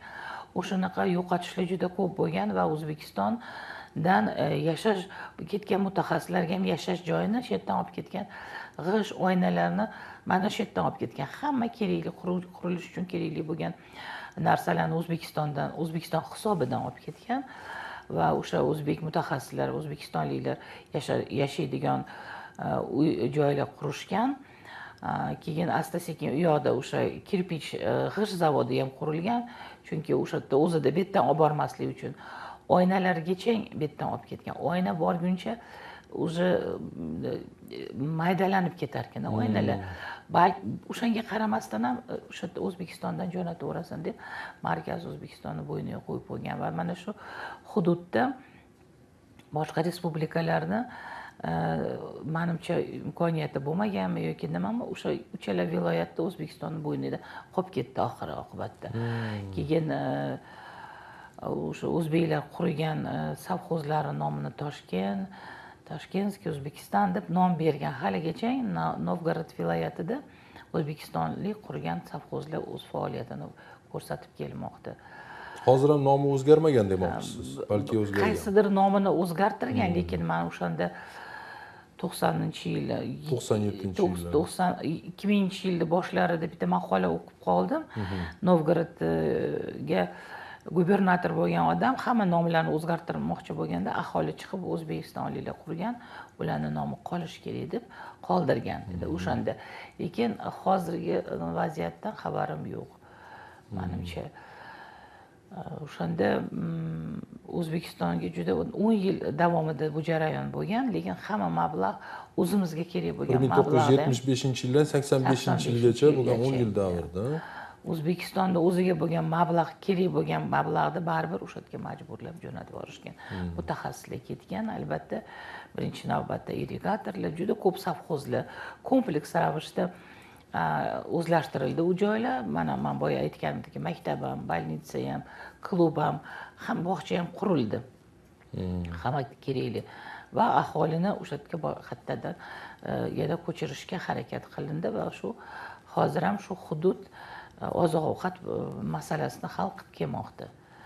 O'zbekistonni hissasi bor. Albatta bu yerda katta o'sha 3 ta hududni O'zbekiston ular o'zlashtirib qo'liga tayyor qilib berishgan. Va albatta bu O'zbekiston bilan Rossiya iqtisodiy hamkorligini belgisi bo'ladi va undan demak O'zbekiston bilan Rossiya o'rtasida 10 yillik shartnoma tuzayotganda ham kelib vazirlar mahkamasini bitta xodimi kelib sizni ishingizni o'shanga asos qilib bersak maylimi, chunki juda ko'p ishlarni ko'rdik, ilmiy ishlarni. Hammasi Rossiya O'zbekistonga yordam berganini yoritgan ekan. O'zbekiston Rossiyaga Sovet davrida ko'rsatgan yordami juda kam yoritilgan ekan. Siz ishingizni shunga o'sha tarixiy qismiga, shu shartoban tarixiy qismiga asos qilib olsak maylimi deb ruxsat olib ketgan. Mayli, marhamat, bemalol. Bu ham joriy etilishida, ilmiy ishingizni joriy etilishi, yuqori saviyada joriy etilishi deb hisoblanadi. Shu fakultetda o'qituvchi bo'lib ishladingiz va ana nomzodlik dissertatsiyangizni yoqlaganingizdan keyin bir necha yil o'tib, aniqrog'i 2000-yildan fakultetga dekan lavozimiga tayinlandingiz. Shu paytda fakultet qanaqa edi? Ya'ni shu paytda davrda nima ishlar bo'ldi? Qanday faoliyatlar yuritildi? Himoya qilgandan keyin 3-4 yil ishladim. Fakultetlararo O'zbekiston tarixi kafedrasi, biz barcha fakultetlarga O'zbekiston tarixidan dars berar edik. Albatta, bu juda qiziq. To'g'ri, ular boshqa mutaxassisni tanlagani bilan tarixga yoshlarda qiziqish juda yuqori bo'lgan.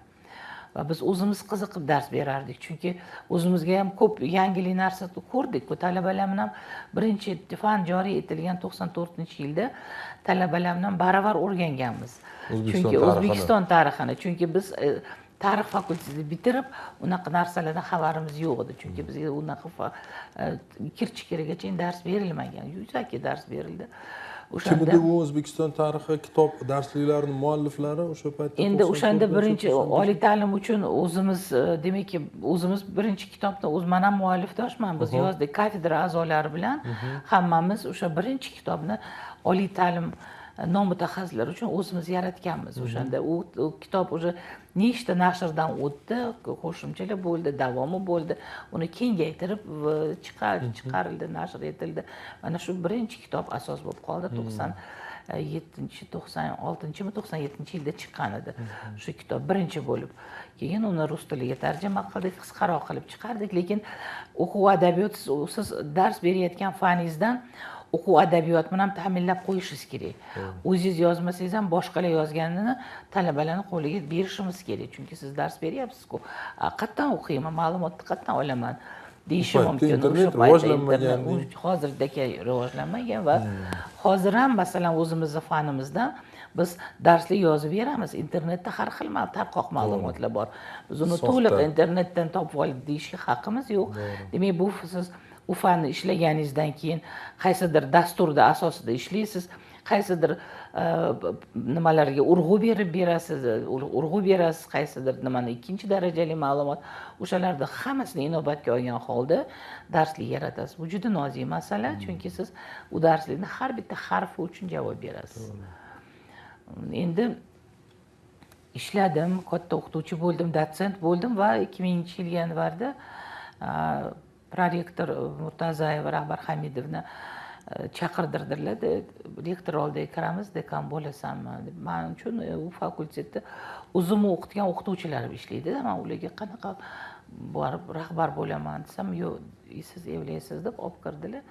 Rektor oldiga, rektor aytdilar, ertaga 9da kelasan, seni fakultet bilan tanishtiramiz deb. Uyga keldim, maslahatlashdim. Keyin xo'jayinim aytdilar, agarda nima deb o'ylaysan, o'zing evlaysanmi? Chunki oson bo'lmaydi, katta fakultet, katta jamoa. Sen hali yoshsan, ularga buyruq berish kerak, ularni boshqarish kerak. Endi sen evlaysan deb maslahat berdilar. Mayli, men ham rozilik berdilar. Keyin borib ertalab fakultetga keldim. Bilasizmi, o'shanda zalga ilmiy kengash bo'ldi, hamma kirdi ilmiy kengashga. Вот qarab o'tiribman, deyarli 80% o'zim o'qitgan o'qituvchilar. Men bularga qanaqa rahbarlik qilaman, qanaqa ishlayman deb juda hayajonda bo'lganman. Rektorimiz akademik Dolimov juda yaxshi tavsiya berdilar, to'g'ri yo'l ko'rsatdilar. Jamoada iltimos qildilar, dekan bitta o'zi hech narsa qila olmaydi, faqat sizlar bilan birgalikda ishlash kerak, o'zinglarning qizinglar mana shu yerda bitirgan, o'zinglar o'qitgansizlar deb shunaqa deb fotiha berdilar. Shu fotihalari bilan ishni boshlab yubordim. Shundan ishladim. Yosh katta o'qituvchilar kelib o'zimni qizli familiyamni murojaat qilishardi. Jumayeva, yaxshi yuribsanmi, yaxshi ishlayapsanmi qilib. Shunaqa qilib ishni boshladik. Fakultetda o'quv jarayoni endi yoshlar bilan ishlash qiziq va juda murakkab. Chunki jamoa katta, fakultetda demak 4-5 ta kafedrasi bor edi unda. Har bitta kafedrada o'ziga xos muhiti bor, bir dunyo, har bitta o'qituvchi bir dunyo odamda. Har bittasini aka deysiz, bittasini uka deysiz, bittasini opa deysiz. Til topishga harakat qildim. Balki hammaga yoqish juda qiyin. Kimgadir yoqmagandirman, bu tabiiy. 5 qo'l baravar emas, kimdir hurmat qilsa, balkim kimdir ichida unchalik ko'rmagan. Bu men ularni hammasini ularni kechirdim. Lekin fakultetda juda ko'p ijobiy ishlar qildik. Juda ko'p tadbirlar o'tkazdik. Tarbiyaviy bo'ladimi, ilmiy sohada bo'ladimi, o'quv metodik ishlar bo'ladimi, hammasi sohada baravar tortishga harakat qildim va yonimda barcha fakultet yonimda turib hamma qarashdi. Juda qiziqarli yoshlar bilan ishladik. Darslar tahlil qilarmidi o'sha paytda? Ya'ni dekanat tomonidan, dekan tomonidan yoki ustozlar tomonidan darslar tahlil qilinadi. Albatta, o'tilishi. Har bitta darsga men o'sha ishimni nimadan boshladim? Har bitta darsni kirib ko'rishga harakat qildim. Albatta, kimdir yaxshiroq, kimdir yoshlar tajribasizlik qilgan, boshqa qilgan, bu tabiiy narsa. Uni asta-sekin o'rgatib, bosqichma-bosqich o'quv adabiyotlarini ham ta'minladik. Unda fakultetimiz mendan oldin ishlagan dekan Xandamir Gafurovich Gulamov, ular 2 ta xalqaro grant yutganlar. O'sha grantni doirasida bizni fakultetga tipografiya sovg'a qilishgan. O'sha tipografiyada har bitta dars beradigan o'qituvchini ma'ruza matnini redaksiya qildirib, kitob qilib qo'liga tutqizganmiz. Har bitta kutubxonaga qo'yganmiz. Birinchi qiladigan ishim har bitta fanni o'quv uslubiy adabiyot bilan ta'minlash bo'lgan. Bu da o'zimizni mini tipografiyamiz bo'lgani uchun bizga oson bo'ldi. Unaqa qiynalmadik, boshqalarga yugurib bormadik, yalinmadik va hokazo. O'shanda bu birinchi qadamim bo'ldi. Keyin mana o'zimizni tariximizni o'rganilmagan sahifalari ko'p bo'lgani uchun yangi maxsus kurslar joriy qildik. Masalan, Amir Temur davlati va uning jahon sivilizatsiyasiga qo'shgan hissasi, Buyuk Ipak yo'li va uni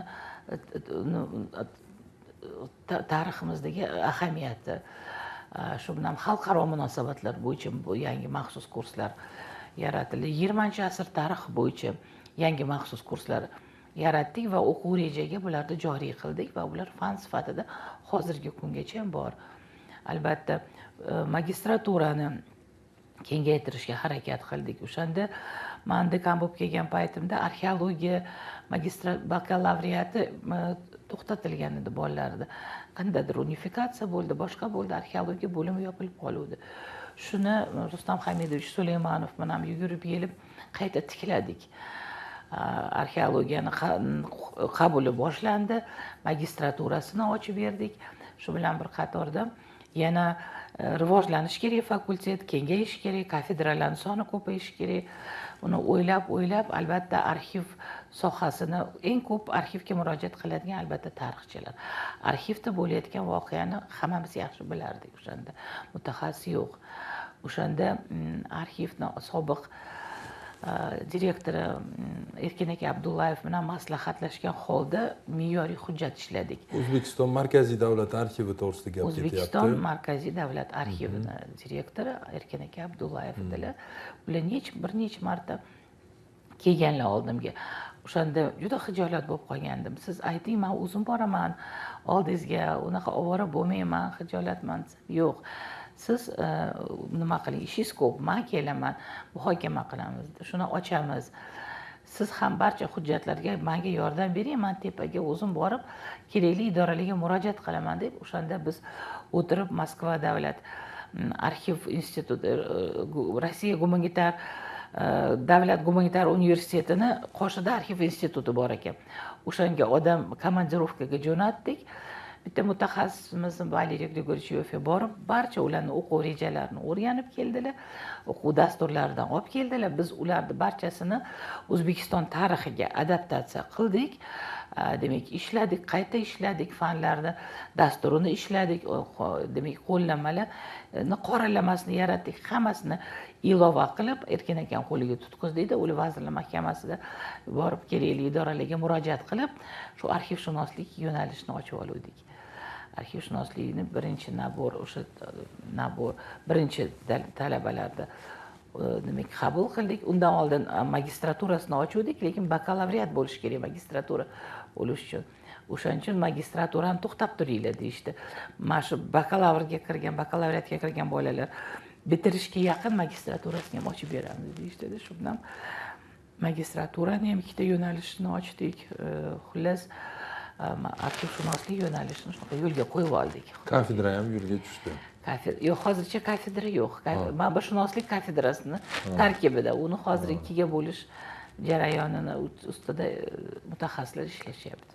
Endi mana 2000-yillar endi o'sha davlat test markazi 94-yil agar adashmasam boshlagan bo'lsa faoliyatini 93-94-yillardan testlar, jarayonlar boshlangan. Bu qanaqa ta'sir qildi? Qabulga qanaqa ta'sir qildi? O'sha paytlarni ham bir yodga ola olamizmi?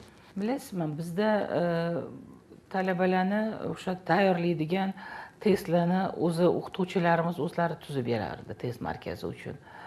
O'sha ko'plari birinchi o'sha mustaqillikni birinchi yillardanoq tarix o'sha barcha oliy ta'lim o'qituvchilariga topshiriq kelgan, birinchi navbatda maktab, kollej, litseylarni adabiyot bilan ta'minlaylik, sizlar yozib beringlar deb bizni fakultetimizda 3-4 ta o'qituvchilarimiz Tursun Salimov rahmatli, Kabirov Abdujabbor aka rahmatli, ular hammasi mana shu kitob hozirgi kunda akademik Sagdullayev shu kitoblarni yozishni boshlaganlar va ular shu kitoblardan bazasida test tuzilishi kerak edi.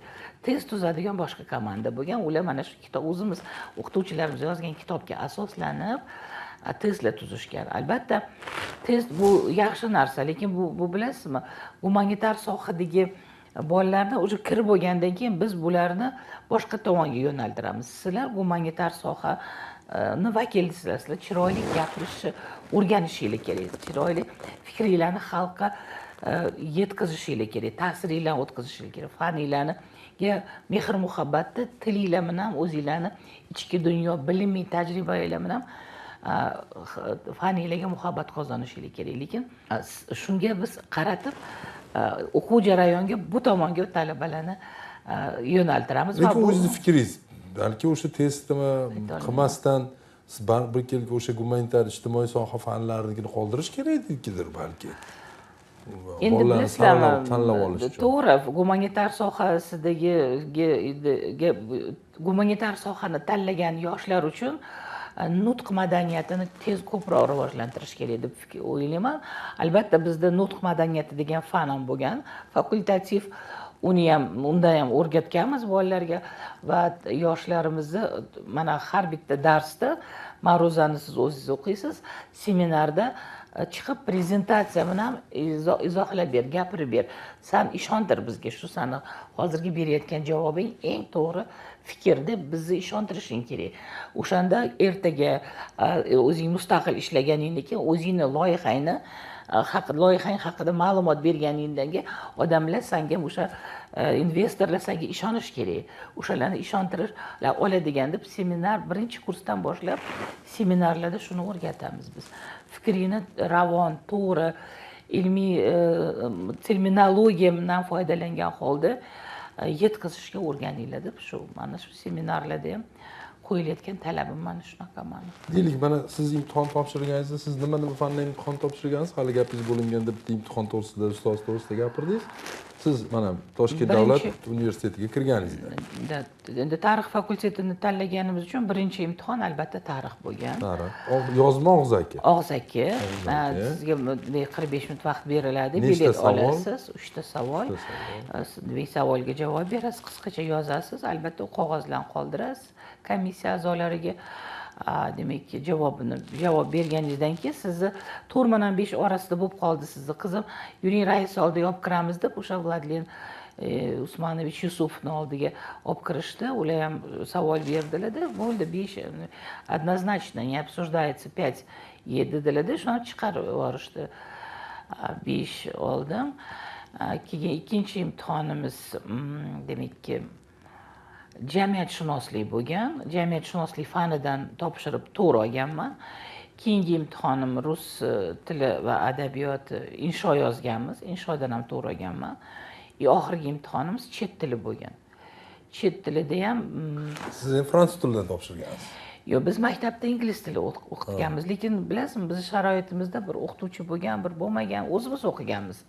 O'qishni xohlaganimizda darsliklarga qarab o'zimiz o'qib tayyorlanib kirganman, 4 olganman, lekin meni ballim o'sha attestatda balli 5 bo'lgani uchun 5 qancha o'sha ball qo'shilardi. Attestatdagi ball demak qo'shilardi, umumiy balliga qo'shilardi. Qo'shilardi va shu ball bilan men kirib ketganman. Hozir ham shunaqa bir fikr bor hozirgi yillarda. Byudjet kontrakt bo'lmagan, shundan talaba bo'lganman. Ha, u paytda endi byudjet kontrakti o'zi bo'lmagan-ku. Hammasi baravar shundan. Endi mana keyingi davrda biz o'zingizni shaxsiy fikringizda domla mana misol mana sizni davringizda mana kitobni o'qib, tarixni o'qib, qanaqa savol tushishini bilmaysan avvalo. Katta davr tarixi, jahon tarixi bo'ladimi, KPSS tarixi bo'ladimi, katta davr tarixi. Endi mana O'zbekiston tarixi ham 3000 yillik tarix deylikda, misol uchun katta davr. Hozir mana O'zbekiston tarix to'g'risida kitoblarni mana bir nechtasini aytyapsiz, shularning ichidan hammasini o'qib, tayyorlanib kelgan bola bilan endi misol sizning shaxsiy fikringiz bu. Men bunaqa bor yoki bunaqa yo'q ham demoqchi emasman. Deb apparatnomani olib yoki qanaqadir bir testlar shablonini olib faqat yillarni 1336-yil 9-aprel o'sha yillarni, sanalarni gina yodlab olgan bola bilan farq bo'ladimi, bo'lmaydimi? Bilasizmi, bolalar mana tarixchi bo'lmoqchi bo'lgan bolalar baribir testdan tashqari o'zi tayyorlanadi. Tarixiy bilimga ega. Mana masalan hozirgi mana talabalar bilan gaplashib ko'rsangiz, ular o'sha bitta testga tayanib qolmaydi. Tarixchi bo'lmoqchi bo'lgan bolalar dunyoqarashi kengroq bo'ladi, keng bo'ladi, bag'ri keng bo'ladi. O'shani masalan har xil bolalar kiradi birinchi kursga, lekin biz kirib bo'lgandan keyin auditoriyada ta'lim va tarbiyani baravar beramiz. Va o'shanda siz o'sha bilinib qoladi bolalar, ichi tor, yuragi tor, qanaqadir mayda gap bolachalarda darrov sezasiz. O'shalarni ham alohida ish nima qilishingiz biladi. Faoliyatingizni olib borasiz yoki bilimi pastroq, uyatchang bolalar bo'ladi, gapirgisi kelmaydi, ularga maxsus diqqat nimaga e'tibor berib, ularni turg'izib daskani oldida prezentatsiyani qilib gapirdi. Tushunmasang men yordam beraman senga yoki kursdoshlaring yordam bermasa men yordam beraman. Davay gapir deb, o'shanda bolalar oxirida kurs o'sha bahosini olib olgandan keyin ustoz juda kuchli motivatsiya berdingiz bizga. Asli biz Milliy universitet rahbarlarni tayyorlaydi. Birinchi litsev rahbarlarini tayyorlaymiz. Qaysi sohaga borishinglarni, balki boshqa sohaga o'tib ketgan taqdiringlarda ham bu baza bo'ladi. Bu bittagi biliminglar seminarda turib siz shunaqangi javob bering, mana o'nni minbarda turgandek gapiring deb bolalar shunaqa o'zini tutadi, bilasizmi? Motivatsiya, oq ko'yning galstuklar taqib kelishadi, seminar bor bugun deb. Bu yil 90 yilligini nishonlagan tarix fakultetini bir paytlar nufuzi juda baland bo'lgan. Qayerda tamomlagansan desa, isfaktsa, tarixdagi tamomlagansan desa, juda katta nufuzi bo'lgan. Ustoz, mana Xudoga shukr, hozir ham nufuzimiz baland. Hozir yomon demoqchi emasman. Bu fikrda yuraman, lekin bir paytlar demoqchiman, qolgan fakultetlarga, boshqalarga nisbatan juda katta bo'lganligini xabarimiz bor. Ustoz, siz 10-yilgacha dekan bo'ldingiz, 12-yilda dissertatsiyani, doktorlik dissertatsiyani yoqladingiz. Meni o'zimda fikr, bilmayman, shunday ham yo'qmi, o'zingizdan so'ramoqchiman. Balki shu dissertatsiyani qilish uchun ham dekanlikni topshirdingizmi? Chunki tashkilotchilik, tashkiliy masalalari, u hujjatlar qo'l qo'y, boshqa bu qarash bilan ilmiy ishni qilish menimcha juda ham qiyin bo'lsa kerak. Bilasizmi, 1999-yilda birinchi prezidentimizni qarori chiqqan. Qatag'on qurbonlarini nomini aniqlab, o'shalarga tadqiqotlar olib borilsin deyilganda, men endi nomzodlik dissertatsiyamni yoqlab, hali doktorlik dissertatsiyani mavzusini olmagandim. O'shanda mavzu olmagan yoshlarni yig'ib, mana shu qatag'onlik siyosati bo'yicha mavzu berishdi bizga, bo'lib berdi. Masalan, diniy sohani olasizmi, diniy ulamolarni, ruhoniylarni qatag'onga uchraganini menga aytdimki, o'yladim, ularni demak o'rganish uchun masalan masjidlarga borish kerakdir. Men qanaqa bo'ladi, ayol boshimdan ham qanaqa nima qilaman, madaniy sohani bera qolinglar menga debki, u madaniy sohani oldim 1925-53 yillarda. Sovet hokimiyatining qadag'onlik siyosatini O'zbekiston madaniy hayotiga ko'rsatgan ta'siri deb formulirovka qildik. Va o'sha ishni boshlagandimda ishchi guruhga a'zo bo'ldim. Unda ruxsat berildi, maxsus arxivlarga ishchi guruhga a'zo bo'ldim. Ishlashni boshlashim bilan yanvar oyida, mana may oyida farmon chiqqan bo'lsa, avgust oyida уже biz ishni boshlab yubordik arxivlarga kirib. Yanvar oyida chaqirib dekan bo'lasiz deb fakultetga dekan qilishdi. Albatta, fakultetdagi ishi sizni boshqa narsaga vaqt qoldirmaydi. Hamma soha, masalan, juda kech ketardik ishdan, 7, 8, 9 gacha qolib ketardik.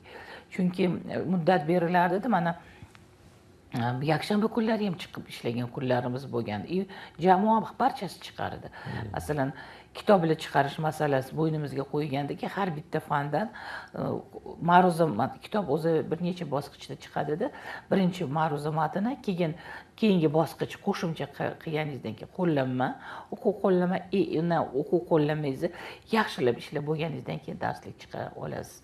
Tubdan darslik birdaniga darslik chiqara olmaysiz, chunki darslikka har tomonlama tekshirilgan, tasdiqlangan ilmiy jamoatchilik tomonidan tan olingan faktlar bo'lishi kerak.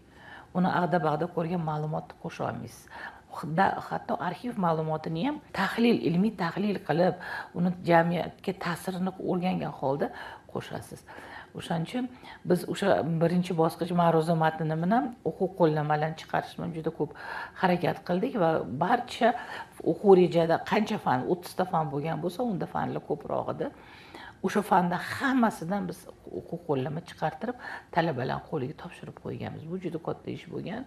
Katta oldin uni o'quv qo'llanma chiqarishdan oldin davlat ta'lim standartida ko'rsatilgan o'quv dasturida puxta ishlaysiz. Biron narsa qolib ketmasin va bironta narsa ortiqchilik bo'lmasin. Chunki har bitta demak sanitar normasi bor. Uni 1 soat ko'proq ham bera olmaysiz, 1 soat kamroq ham bera olmaysiz talabalar uchun. Hamma narsa me'yori bor. O'sha me'yoriy hujjatlarni tayyorlashda ham o'zimiz qatnashganmiz va birinchi navbatda o'sha ishchi o'quv dasturlarini ishlab, namunaviy dastur, ishchi o'quv dastur va hokazoni ishlab, demak uni asosida qo'llanmalar o'quv uslubiy adabiyotlar yaratiladi. Va 2000-yil 28-yanvarda chiqqan o'sha men dekan bo'lgan kunim 26-yanvar 2000-yil. 2 kundan keyin universitetga milliy maqomi berib qoldi. Berib qolishdi. O'shanda birinchi prezident qarori bilan o'sha qarorda aytilganki, barcha universitetlarga milliy universitet tayanch deb hisoblansin deyilganda, ya'ni biz hamma respublikadagi bor tarix fakultetlariga biz как tayanch sifatida hamma me'yoriy hujjat biz yozishimiz kerak. O'quv demak davlat ta'lim standarti bo'ladimi, o'quv reja bo'ladimi, o'quv reja asosida o'quv dasturlar bo'lishi kerak. O'shalar bo'ladimi, o'quv qo'llanmalar hammaga biz tayanch deb e'lon bo'ldik. Unda viloyatlardan telefon bo'ldi, boshqalar bo'ldi, viloyat tarix fakultetlaridan ki biz o'yladikda tarix fakulteti dekanlarini kengashini tuzdik. Respublika oliy ta'lim universitetlarida barchasida tarix fakultetlar bo'lgan. O'shanda dekanlarni kengashini tuzdikda, bir oyda bir marta ular keladigan bo'ldi fakultetimizga.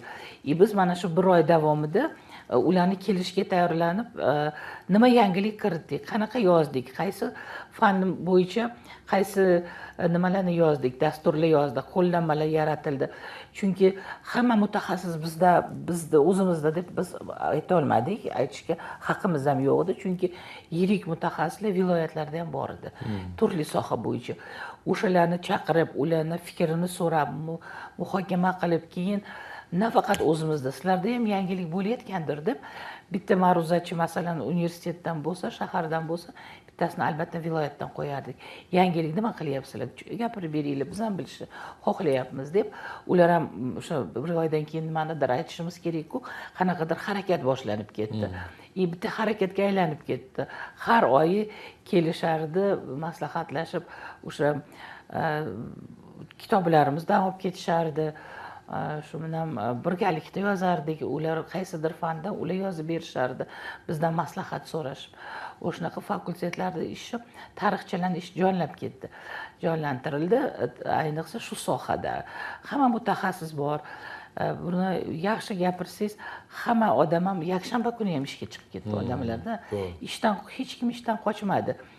Mana baravariga qancha yangiliklar nima qildi, bu yuzaga keldi. Mana arxivshunoslik yangi yo'nalish ochildi, magistraturada yangi yo'nalishlar ochib yubordik buni. Ustozlar ham, rahbariyat ham juda qattiq qo'llab-quvvatladi.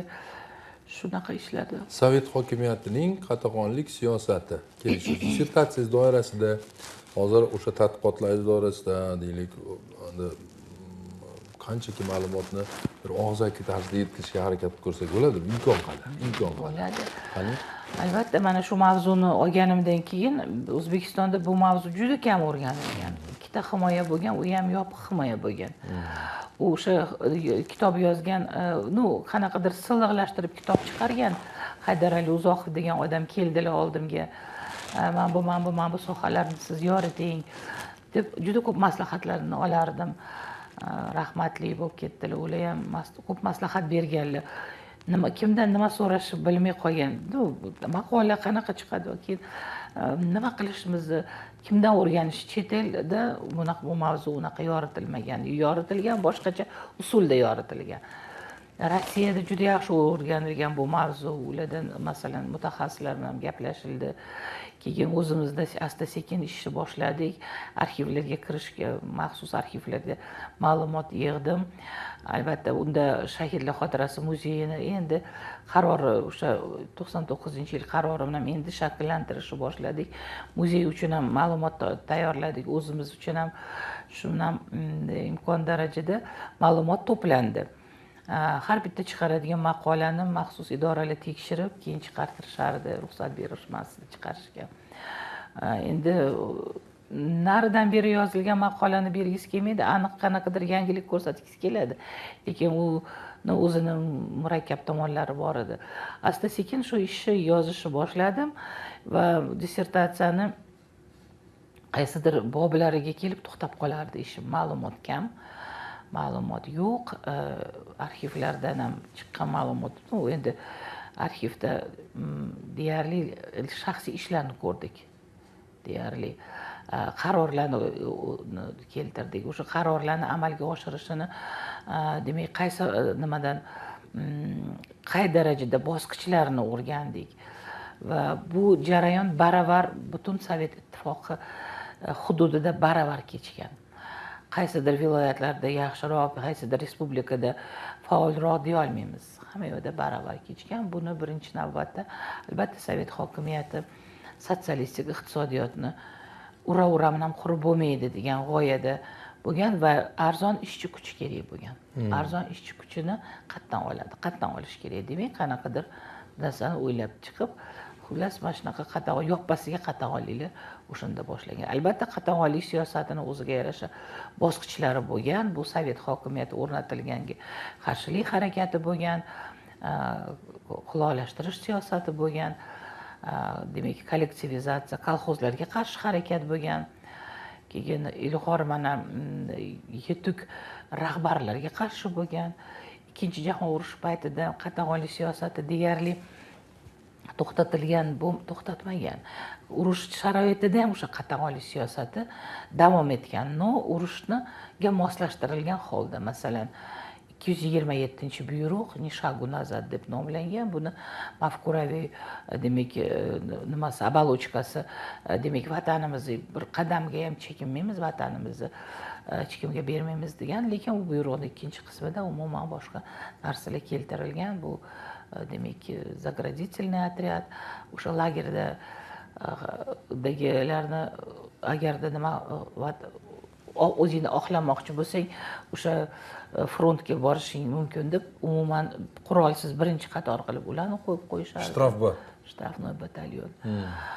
Ikkinchi qatorda Qizil armiya askarlari bo'lsa, uchinchi qator bo'lib заградительный отряд nima chekinganlarni o'shanaqada qatag'onli siyosati bo'lgan yoki последний патрон для себя degan buyruq bo'lgan, u asirga tushmaslik uchun o'zingni o'zing otishing kerak. Masalan, plenga asirga tushganlarni hammasini как o'zicha добровольно o'tgan degan ma'lumot xoin tarzida ko'rilgan va oilasiga bitta berayotgan payoq yordamlar to'xtatilardi.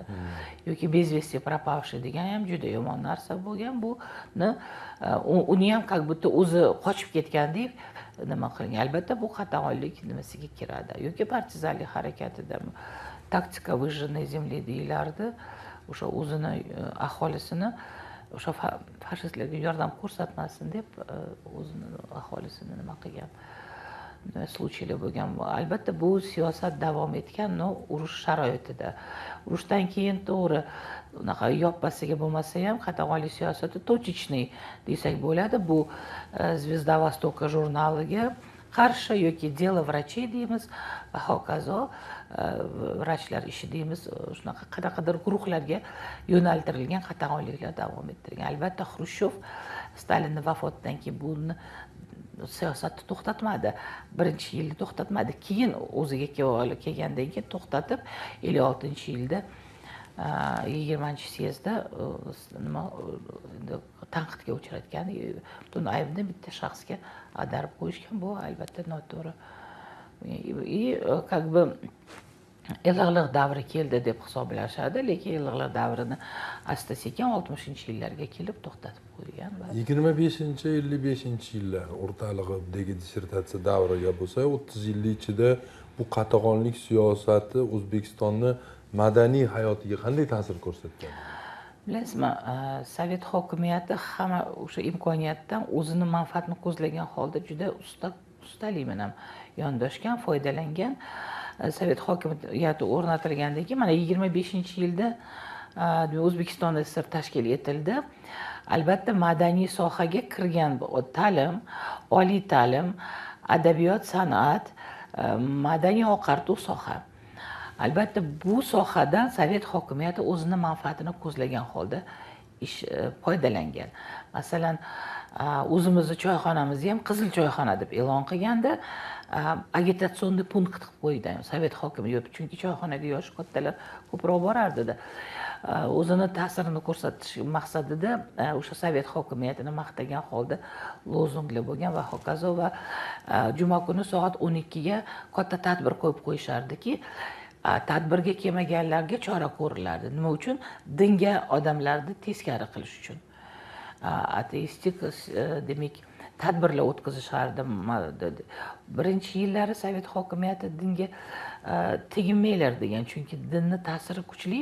Hozir dinga qanaqadir chora ko'rsak, xalq bizga qarshi bo'lib qoladi deb indamay turgan, lekin asta-sekin bizni mafkuramiz turgan joyda dinga nima bor degan ma'noda asta-sekin din bilan demak din ruhoniyligi ham qatag'onlik siyosatini boshlaydi.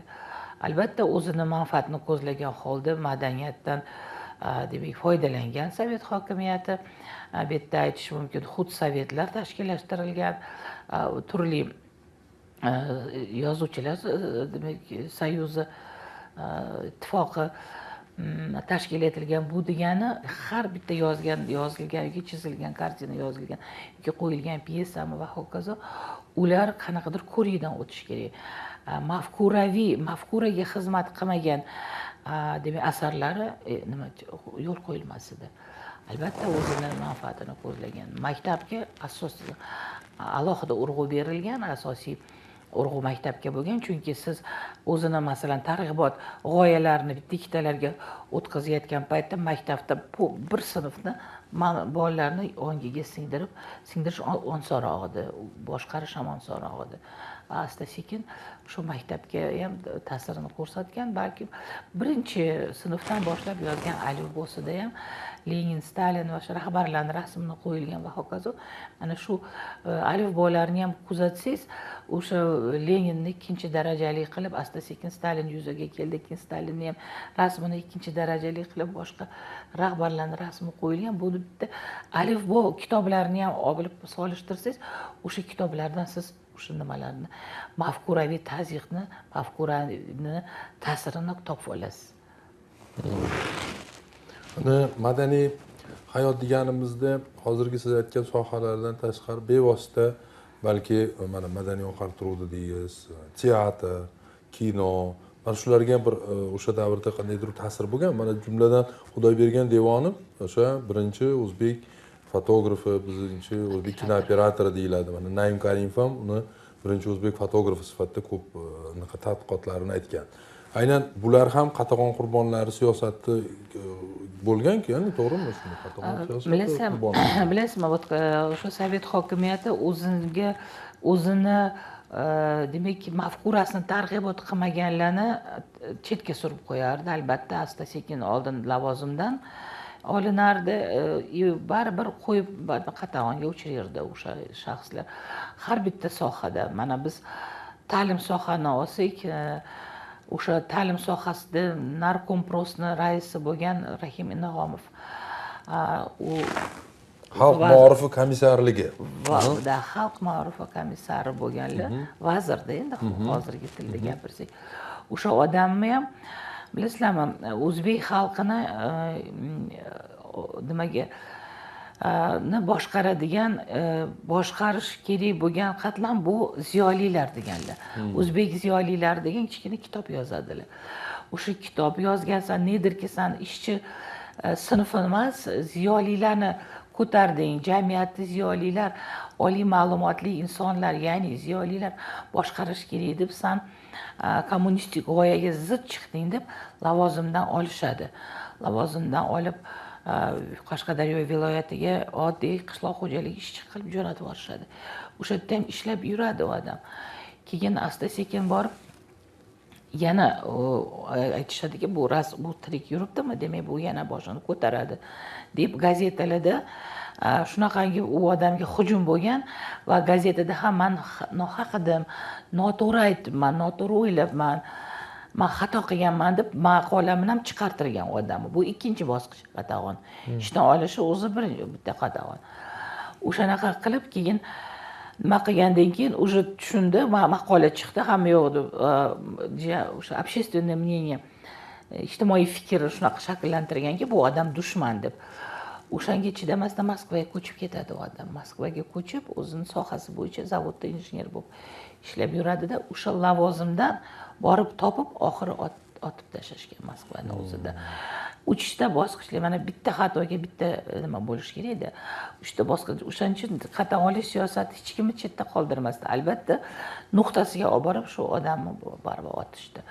Va hokazo. Va shunga bu bitta ssenariy, bitta misol, bir xil ssenariy juda ko'p shaxslarga, ayniqsa bilasizmi, o'sha iqtidorli, jamiyatda ta'sirini o'tkaza oladigan, jamiyatning muammolarini tushungan, Sovet hokimiyatini, siyosatini yaxshi tushungani uchun bu odam qurbon bo'lib ketdi va bunaqa insonlar juda ko'p edi. Masalan, shu endi albatta barcha narsa, hayot nazoratda bo'lgandan keyin teatr va kinolarni, demak, mazmuni barchasi hammasi Sovet hokimiyatini, Sovet mafkurasiga xizmat qila oladigan va mana shu mafkurani shakllantiradigan yo'nalishda bo'lgan. Endi ikkita mashhur operator bo'lgan Suleyman Xadjayev degan badiiy filmlarning operatori, bular chet elga borib, komandirovkaga borib, kelib aytilganki, chet elda hayot umuman boshqa. Umuman boshqa, hayoti yaxshi, ravon, bizni boshqa yo'lga yetaklayapti bular degan gapi NKVDga yetib borgan. Shuning uchun Suleyman Xadjayev otilgan. Ikkinchi operator Xudoybergan Devonov, bular badiiy filmlarni ko'proq olganlar. Albatta bularni ham demak birinchi operator bo'lganiga qaramasdan albatta iqtidorli odamlarni qoldirmagan sovet hokimiyati. Bularga savodi pastroq, tashabbuskor emas bo'lgan qatlamni boshqarish osonroq deb harakat qilingan. Albatta bu biz o'sha sovet davrini o'rganayotganimizda nafaqat mana qatag'on olish siyosati bu albatta bu juda fojiali jarayon bo'lgan. No, bu davrda yutuqlar ham bo'lgan. Biz xolisona yondashishimiz kerak. To'g'ri. Sovet davriga, chunki ijobiy ishlar bo'lgan. To'g'ri, markaz o'z manfaatini ko'zlagan holda qilgan, lekin bu ijobiy ishi ijobiylikcha qolgan-ku. Yutug'i bo'lgan, boshqa bo'lgan. O'zbek xalqi doim mehnatkash xalq bo'lgan. Qanaqa davr bo'lsa ham mehnati, qora peshona teri bilan qora mehnati bilan bo'lsa ham o'zini kunini ko'rgan, obro'ga qozongan va albatta o'zbek xalqini yutuqlari o'sha davrda, sovet davrida ham dunyo miqyosida tarqalgan, keng tarqalgan. Bu masalan yer bilan ishlashmi, masalan yer suv munosabatlaridagi yutuqlarmi, bu Qishloq xo'jaligimiz. Qishloq xo'jaligimiz bu oltin fond bo'lib qolgan millatimizga. Albatta o'sha sovet davrida ham mana noqora tuproq yerlarni o'zlashtirishga nima uchun o'sha irrigator, melioratorlarni, qishloq xo'jalik xodimlarini bularning tajribasi bor. Bular evlaydi deb jo'natib yuborgan. O'sha Rossiya hududiga yoki chet ellarga masalan Arabiston mamlakatlariga ham tajriba almashishga ham juda ko'p o'zbeklarni jo'natgan. O'shanda ham demak bu yutuqlarni biz inkor etolmaymiz-ku. Hamma sohada yutuq bo'lgan. Ta'lim bo'ladimi, ilm fan bo'ladimi, madaniy soha bo'ladimi, yutuqlar juda ko'p bo'lgan. Biz ularni qoralab hammasini bir nima deyishga haqqimiz ham yo'q. Chunki o'zimiz o'sha davrda yashaganmiz, o'sha shakllanganmiz, pasti balonini tushungan holda shakllandik, ta'lim oldik. Masalan, menga o'xshaganlar juda ko'p, ular hammasi gapimni tasdiqlashadi. Endi bir ikkita yana mana shu oraliq davriga oid bo'lgan ba'zi bir ma'lumotlarni bir guvoh shohid sifatida aytib berishingizni istagan bo'lardim. Sovet davridan O'zbekistonga o'tishda, ya'ni mustaqil O'zbekistonga o'tish davri deb o'sha va uning birinchi yillaridagi o'zingiz guvoh bo'lgan qandaydir iqtisodiy holat, mana pul islohotlarini deylik, o'sha birinchi so'm 94-yilda muomalaga kirgangacha bo'lgan jarayon, so'm kuponlar ham chiqdi, hatto ya'ni iqtisodiy jarayon, ba'zi bir odamlarni mana yoki boshqa bir manbalarni deylik, odamlar demaylik, manbalarni deylik, anaqa qilishcha deylik, o'sha do'konlarni bo'shab qolishi, qaysidir manbadagi iqtisodiy tanglik yoki va keyingi jarayon, shunga oid bo'lgan ba'zi bir xotiralarni aytib bersangiz, undan keyin davrga o'tmoqchiman. Bilasizmi, o'sha mustaqillik e'lon bo'lgandan keyin O'zbekiston juda murakkab vaziyatga tushib qoldi. Murakkab holatga, biz aholi ko'p. Demak, o'shanda bizda o'zimizni valyutamizga o'tish bosqich, ikkita bosqichli bo'ldi. Bu juda to'g'ri bo'ldi deb hisoblaymiz. So'm kuponlar qabul qilindi, so'm kuponda oylik ham olardik, bir dunyo bir xalta qilib olib ketardik. O'sha so'm kuponlarni olib borsak, ro'yxat bo'yicha har bitta oilaga kartochka orqali produkt olganmiz. Nima uchun bu? O'sha kerakli chora bo'lgan, chunki boshqa respublikalardan kelib bizdan oziq-ovqatlarni olib ketgan holatlari bo'lgan ekan. Oldin o'zimizni xalqimizni ta'minlashimiz kerak deb mana shu kartochka bilan siz ortig'ini olmaysiz, keragini olasiz. O'sha vaqtida borib yana olasiz. U qanaqadir tartibli bozor iqtisodiyotga o'tish tartibli bosqich bo'lgan. Buni biz guvoh bo'lganmiz va men o'ylaymanki, o'sha davrga tegishli juda kerakli chora bo'lgan. Uni iqtisodchilar ham necha marotaba chiqib isbotlab ham izohini berishdi. Siz mana ustoz O'zbekiston tarixi bo'yicha hozir aytganimizdek va bekorga bermaymiz shu savolni. Ya'ni o'sha birinchi darsliklar, birinchi kitoblar, o'sha tayyorlashda ham muallif sifatida ishtirok etgansiz va yana bir asarlaringizdan biri O'zbekiston tarixini manbalarda o'rganish. Ya'ni mana shu qanday manbalardan o'rganish kerak, ya'ni O'zbekiston tarixini tadqiq qilishda, o'rganishda. Endi hamma tomoni ham hali ochilmagandir men nazarimda. Bor-ku, to'g'rimi? Ya'ni o'rgansa bo'ladigan, hali yana O'zbekiston tarixini boyitishga balki xizmat qiladigan ishlar hali bordir, ya'ni tadqiq qilsa bo'ladigan, olimlarimiz hali o'rganishi, izlanishi, keyin ommaga tadqiq etishi. Shu nuqtai nazardan qanday manbalarni o'rganish va ular qaysi bir qayerda manbalar muhim? Bilasizmi, bu manbalar ham bir dunyo manbada, o'zi alohida bitta dunyo. U manba bilan ishlasangiz, o'sha sho'ng'ib ketasiz ichiga.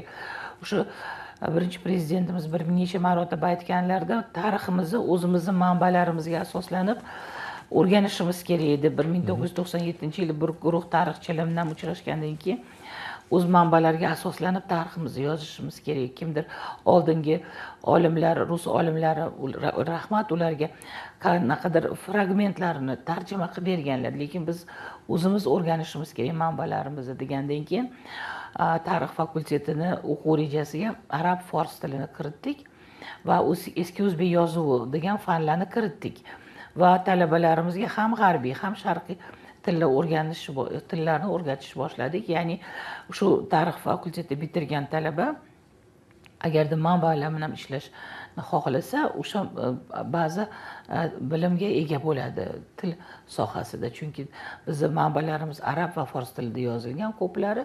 Albatta biz aytishimiz mumkin, bu yerda juda ko'p manbalar tarjima qilingan, Sharqshunoslik instituti qator manbalarni tarjima qilib bergan, lekin tarjima qilinmagan manbalar juda ko'p. Ularni tarjima qilib, ularni hozir ularni asosida qanaqadir yangi ma'lumotlar topib, qadimgi davr bo'ladimi, o'rta asr bo'ladimi va hokazo o'sha davrlarga tegishli ma'lumotlarni ilmiy оборотga kiritib va ularni demak o'quv rejaga kiritib, darsliklarga kiritib talabalarga yetkazish uchun bu juda katta jarayonda. Albatta u manbalarga asoslangan. Biz hozirgi tarjima qilib bo'lgan manbalarda varaqlasak qancha yangiliklar ko'ryapmiz. Uni hali tarjima qilinmagan manbalar juda ko'p. Biz uni bilib bilmay, masalan, ko'plarni bilmasligimiz ham mumkin. Masalan, Alisher Navoiyning kitoblarida ham ko'rsatilgan olimlar, masalan, qanaqa olimlar yashagan, ularni asari qolmagan, lekin biz ularni kitobidan topib olyapmiz. Falonchi olim yashagan ekan, shunaqasi, mana shunaqa kitob asar yozgan ekan deb harakat to'xtamagan, davom etmoqda. Manbalar keyingi deylik, manbalar qaysidir bir oldingi chiqqan manbalarni, mayli boshqacharoq so'zini aytsaylik, juda tarixiy manbalar nuqtai nazaridan emas, balki mana biz aytyapmiz 2-3 davr, inqilobgacha bo'lgan davr, inqilob davri, sovet davri, mustaqillik yillari, mustaqillik davri. Deylik, o'sha bir qancha shuni paytda chiqqan turli darsliklardir balki, darslik bastur balki, birorta bir olim tomonidan yozilgan qandaydir bir kitoblar, bu ham manba-ku endi, buni ham istochnik sifatida uni ham o'rganishadi-ku. Shular ham bir-birini qanaqadir inkor etadimi? Mana shu masalada keyingi tadqiqotchi qanday qilish kerak, olim qanday yo'l tutish kerak? Misol uchun familiyasini aytsam boshqacha bo'lmasmi? Misol uchun deyapman-da, endi misol uchun Tolstoyni o'qisam, unda bunday yozilgan-ku, misol uchun G'ulomovni o'qisam, bunday yozilgan degan fikr bo'lsa-da, endi unda qanday tutish kerak, yo'l tutish kerak? O'zingizni shaxsiy fikringiz. Bilasizmi, manbalarni o'rganayotganda albatta bir-birisiga solishtirish kerak. Agar davri o'xshash yoki ma'lumoti qanaqadir hudud o'xshash bo'lsa, solishtirish bu albatta. Umuman ilmiy ishning mohiyati biz arxiv hujjatlaridagi ma'lumotni nashr etilgan ilmiy adabiyotlarni ham solishtirishimiz kerak. O'shandayoq biz uni nimasini o'sha davrda chiqqan, masalan, sovet davrida chiqqan gazeta, jurnallarni o'rganamiz. Chiqqan adabiyotlar to'g'ri, mafkuraviy tazyiq orqali yozilgan kitoblar, lekin faktik material aniq bo'lgan-ku. Qanaqadir jarayonlarda pripiska bo'lgan bo'lishi mumkin. Biz uni ham bilamiz, uni ham biz inobatga olamiz. Biz ayta olmaymiz shuncha foiz pripiska bo'lgan, lekin biz bilamiz, что pripiska bo'lgan. O'shada qo'shib yozilishi bo'lgan. Masalan, Stalinga yaxshi ko'rmash, rahbariyatga o'zini yaxshi ko'rsatish uchun ham mahalliy aholidagi biz o'zimizdan ham bo'lgan-ku rahbarlar, shu yaxshi ko'rinaylik deb nima qilgan, xatoga yo'l qo'yganlar bor. O'shalar ma'lumotlarni barchasini baribir ilmiy tahlil qilayotganingizda qaysidir qanchadir hayot bilan solishtirish kerak. Voqealar, kundalik tarix bilan solishtirish kerak va o'sha 3-4 ta manbani solishtirgan holda ilmiy izlanish olib boriladi va tahlilda o'sha narsa chiqib keladi. O'zi namoyish bo'ladi, o'zingiz ko'rib qolasiz. Qanchalik, masalan, aytganim bilan, masalan, arxiv hujjatda boshqa raqam turibdi, demak monografiyada boshqa raqam, hisobotlarda 3-raqam, gazeta jurnallarda umuman boshqa narsa. Juda nimalar bilan pafos bilan yoritilgan. Va hokazo o'shalarning barchasini mafkuraviy ta'sir bo'lgan yoki mashalan balkim ilmiy ish yozayotganda ham qanaqadir nimasi bor, chegaralanish bo'lgandir. O'shalarning barchasini inobatga olgan holda baribir tahlil, ilmiy tahlil tadqiqotchini o'zida qoladi. Har bir kun tarix deyishadi olimlar ham, xalq orasida ham shunaqa gap bor. Kun ham, yil ham tarixga aylanib boryapti. Vaholanki ko'zimiz oldimizda shu bir necha yil bir zumda o'tib ketganda ham bo'lib qolgan holatlar bor. Mana so'nggi 2016-yildan keyingi davr boshqacha nom bilan yuritilmoqda. Hozirgi kunda Yangi O'zbekiston atamasi bilan yuritilmoqda. Mana shu so'nggi 9 yildagi davr to'g'risida siz o'zingizni qarashlaringiz, kuzatishlaringiz qanaqa? Bilasizmi, oxirgi yilda juda ko'p islohotlar amalga oshyapti. Nafaqat qog'ozda, balkim hayotda ham biz buni ko'ryapmiz. Masalan, bizda o'quv rejasiga raqamli tarix degan fan kiritdik, chunki biz bildik, что hozirgi kunda raqamlashtirish jarayoni juda keskin ketyapti va O'zbekistonda raqamli O'zbekiston 2030 degan global dastur qabul qilingan va mana shu dastur doirasida amalga oshirayotgan ishlarimiz biz ta'lim sohasida o'zimizga yarasha ishlar olib boryapmiz. Hozirgi kunda oliy ta'lim sohasi deyarli raqamlashtirilib bo'ldi. Bu viloyatdagi chekin viloyatlarga ham internet va hokazo ta'lim tizimini boshqaruv tizimi to'liq raqamlashtirildi. Bu Xemiz degan dastur, bu xalqaro tan olingan dastur, xalqaro tajriba o'rganilgan holda bu dastur tuzilgan va masalan har bitta darsingizni, masalan ma'lumot beradigan ma'lumotingizni oldindan yuklab qo'yasiz. Darsingiz qanaqa ketgan va darsga qancha talaba kelgan, kelmaganini albatta u ma'lumotni qo'yasiz. U Xemiz dasturiga ota-ona kirib, bolam darsga kelmabdi deb nazorat qilishi mumkin va undan tashqari o'zi avtomatik ravishda o'zi masalan qanchadir darsi bola kelmasa, o'zi keyingi bosqichga o'tkazmasdan qizil rangga belgilab qo'yadi. Bu avtomatik tarzda o'quv jarayonini nazorat qilish tizimi shakllandi. Endi bevosita auditoriyaga kelsak, biz o'sha talabalarga qo'yadigan talabimiz hamma telefonda yaxshi biladi. Hammasida dasturi bor.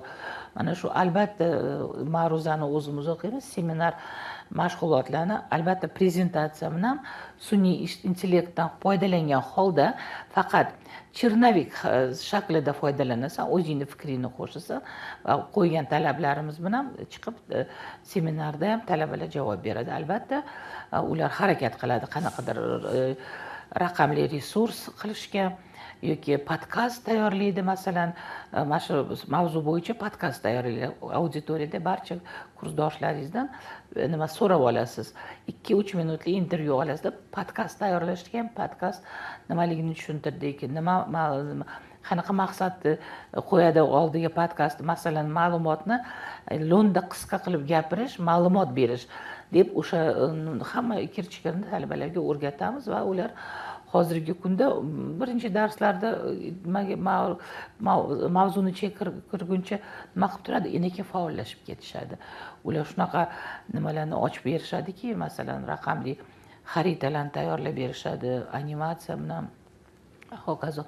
Bu demak yoshlar buni evlab ketdi. Men unga qo'ygan masalamizni demak xalqqa berdi. Biz oldin o'ylanib turdik, qanaqa bo'lar ekan. Yo'q, yaxshi ketdi, chunki talabalarning hammasini qo'lida smartfon, hammasi ishlashni biladi, dasturlashni biladi, timeline deysizmi yoki podkastmi yo boshqami sifrovoy raqamli resursmi tayyorlashga haligi talab qilsangiz qilib beryapti bolalar. Demak, bu raqamlashtirish jarayoni eng hozirgi demak e'tiborga sazovor soha bu raqamlashtirish deb aytyapmiz. Hurmatli prezidentimiz har chiqishlarida bunga urg'u berib ketyaptilar. Albatta bu demak yoshlarga auditoriyaga olib kirmagunicha bu jarayon chetda qolib ketadi. Biz uni auditoriyaga olib kira oldik. Endi olimlarimiz uchun men savolim ichidagi savol bu ham shuni davomi o'laroq olimlarimiz uchun endi moddiyat juda bir ahamiyatli bo'lmagan azaldan. Hozir ham men unday deb o'ylamayman. Ya'ni bu moddiyatni hech qachon birinchi o'ringa qo'ymaydilar. Lekin baribir savolda endi baribir. Keyingi yillarda ya'ni o'sha o'qituvchilar, ustozlar, olimlar, mana fan doktorlari shularni moddiyatida ham qandaydir bir sezilarli o'zgarishlar bo'ldimi yo bo'lmadimi? Sezilarli o'zgarishlar bo'ldi. Albatta e'tiborga olindi o'qituvchilarning mehnati, e'tiborga olindi. Albatta bu sezilarli biz uchun demak 30-60% qo'shimcha ustama haq demak belgilandi va hokazo. Mana masalan siz o'sha yil davomida qilgan ishlaringizni KPI nimasida tizimida va mana shu 30 va 60% dotsentlarga 30%, professorlarga 60% nadbavka belgilandi va buni siz bemalol ishlab uni erishasiz. Unaqa og'ir nima emas. No, bajarsa sezilarli bo'ldi biz uchun. Talabalar ustozlarga bahoni yaxshiroq olish uchun oldingidaqa o'sha oldingi paytlardaqa harakatlari bormi yo'qmi hozirgi talabalarni? Yaxshi baho olishga qandaydir bir nima deymiz, korrupsiyaviy holatlarmi yoki nima? Talabalar bilasizmi, hammasi o'sha auditoriyaga kelgan talabani siz shunaqa qabul qilingki, biz ularga ham tushuntiramiz. Sizlar talabalar o'zi yoshlarning eng elita qismi. Elita, sizlar yoshlarning elitasizlar. Shuning uchun siz bu yerda tushundim, tushunmadim yoki tayyorlanmadim, tayyor emasman degan gaplar o'tmaydi. Nima bo'lsa ham kelib tayyorlanib seminarga kelasizlar degan harakatda albatta talabalarning ichida faoli bor, uyatchangi bor. Uni inobatga olib siz pedagogsiz-ku. Auditoriyaga kirganingizdan keyin siz boshqarishingiz kerak auditoriyani. Hamma baravar bo'lmaydi baribir. Bir xil bo'lmaydi. Lekin siz ularni bilimini bir xil qilishingiz kerak. Bir xil saviyaga ko'tarishingiz kerak. Bilimi pastroqlarni yuzaga chiqarib, kelsan javob ber, yordam bersan, un qil deb boshqarasiz jarayonni. Va albatta faol talabalar bilinib turadi. Besh olmoqchi emas, o'zini bilimini ko'rsatmoqchi bo'lgan. Bo'ldi, men tushundim ustoz. Mayli, men hozir 2 minut gapirib beraman deb yugurib otilib chiqqan talabalar juda ko'p. Bilasizmi, havasingiz keladi. Ularni qilganiga, qiziqib o'qiganiga qarab siz ham talaba bo'lib ketgingiz keladi. Shunchalik unaqa talabalar bor, qizlar bor, yigitlar bor. Men juda xursandman. Gapingizni ko'zingizga qarab bilib oladi. Gapirishi shart emas. Darrov bo'ldi, tushundim ustoz deb hali aytmasingizdan bajarib keladi. Именно sizni talabingiz bo'yicha. Bu juda quvonarli hol. Endi umuman nimaga aytganim, haliga aytishga biroz iymanganim ham hamma ustozlar emas, ba'zi birlar deylik bo'lgandir o'sha majburlikdan deylik, o'sha oylik kamligidan paytda bozorga ketgan, yo'q, bozorga chiqib ketgan bo'lgan. To'g'rimi? Endaligi og'ir ahvol bo'lgan, ya'ni oylik kam bu yoqda ustozlik qilishdan nimasi moddiyati, undan ko'ra bozorga chiqib yaxshiroq pul topaman degan fikrlar, davrlar, vaqtlar bo'lgan. O'sha kimdir gapirgan, buni eshitganmiz. Shu demoqchiman, keyingi yillardagi ana shu o'qituvchilarga berilayotgan e'tibor mana shu nuqtai nazardan foydalimi demoqchiman-da, ya'ni to'g'rimi? Nima deb o'ylaysiz? Juda to'g'ri, chunki o'qituvchilarning mehnati juda og'ir. Masalan, bir xil oilalarda o'zini 2-3 bolasini evlolmaydi. Biz butun boshli auditoriyani evlashimiz kerak. Kimgadir yoqmasligimiz mumkin, kimgadir endi hammamiz tirik. Sizga kimdir auditoriyada yoqmasligi mumkin. Bu tabiiy hol. Lekin siz pedagog bo'lganingizdan keyin bu bolalarni o'zingizni farzandingizdek qabul qilishingiz kerak. O'shandagina ishingiz unumdorlik bo'ladi. Chunki har bitta tushunmagan darsim o'tdi bo'ldi deb chiqib keta olmaysizda. Tushunmadingmi, darsdan keyin kiring, men sizga tushuntiraman deb olib qolgan hollarimiz ham bo'lgan, ko'p bo'lgan. Keyin imkoniyat chegaralangan bolalar bor. Ustoz yana bir marta gapirib berasiz, qo'shimcha dars berasiz ularga. Hatto siz nima yuklamaysiz, bu yo'q. Va hokazo. O'qituvchi degani mana 80 minut darsimni berib bo'ldim, chiqib ketish emas. Bir umr darsdan keyin ham, ishdan keyin ham siz o'qituvchisiz. Shu fikringizni davomi tarbiya degan asar ham yozgan ekansiz. Tarbiya degan fandan dars beraman. Berasiz, hozir ham dars berasiz. Mana shu o'laroq mana suhbatimiz menimcha yakuniga ham yetib qoladi hozir. Bizni hozir tomosha qilib turgan yoki biz doim aytamizki, O'zbekiston kino fotofoni hujjatlar milliy arxiviga buni fond sifatida olamizda, nasib bo'lsa niyatimiz 50 yildan keyin, 100 yildan keyin ham bizni qaysidir davr tomoshabini ko'rasin deymiz. Shu nuqtai nazarda shu tarbiya o'laroq bir fikrlaringiz bo'lsa. Albatta yoshlarga beradigan nasihatim bu birinchi navbatda bilimga intilish kerak. Bilimingiz bo'lsa, siz hamma sohada, har joyda o'zingizni tutib olasiz. Bilim sizga yo'l ochib beradi. Nima bo'lsa ham bilimga chanqoq bo'lish kerak, bilim olish kerak. Chunki bilimsizlik yaxshilikka olib kelmaydi. Albatta bilim bo'lishi kerak, bilim olish kerak. Buni yoshligidan o'rgatish kerak. Mana ota-onalar yoshlarni, bolasini, farzandini kitob o'qitirib, kitob o'qishga o'rgatsa, bilim olishga, mayli telefon orqali o'qiydimi, audio kitob o'qiydimi, zamon bilan hamnafas bo'lishimiz shart.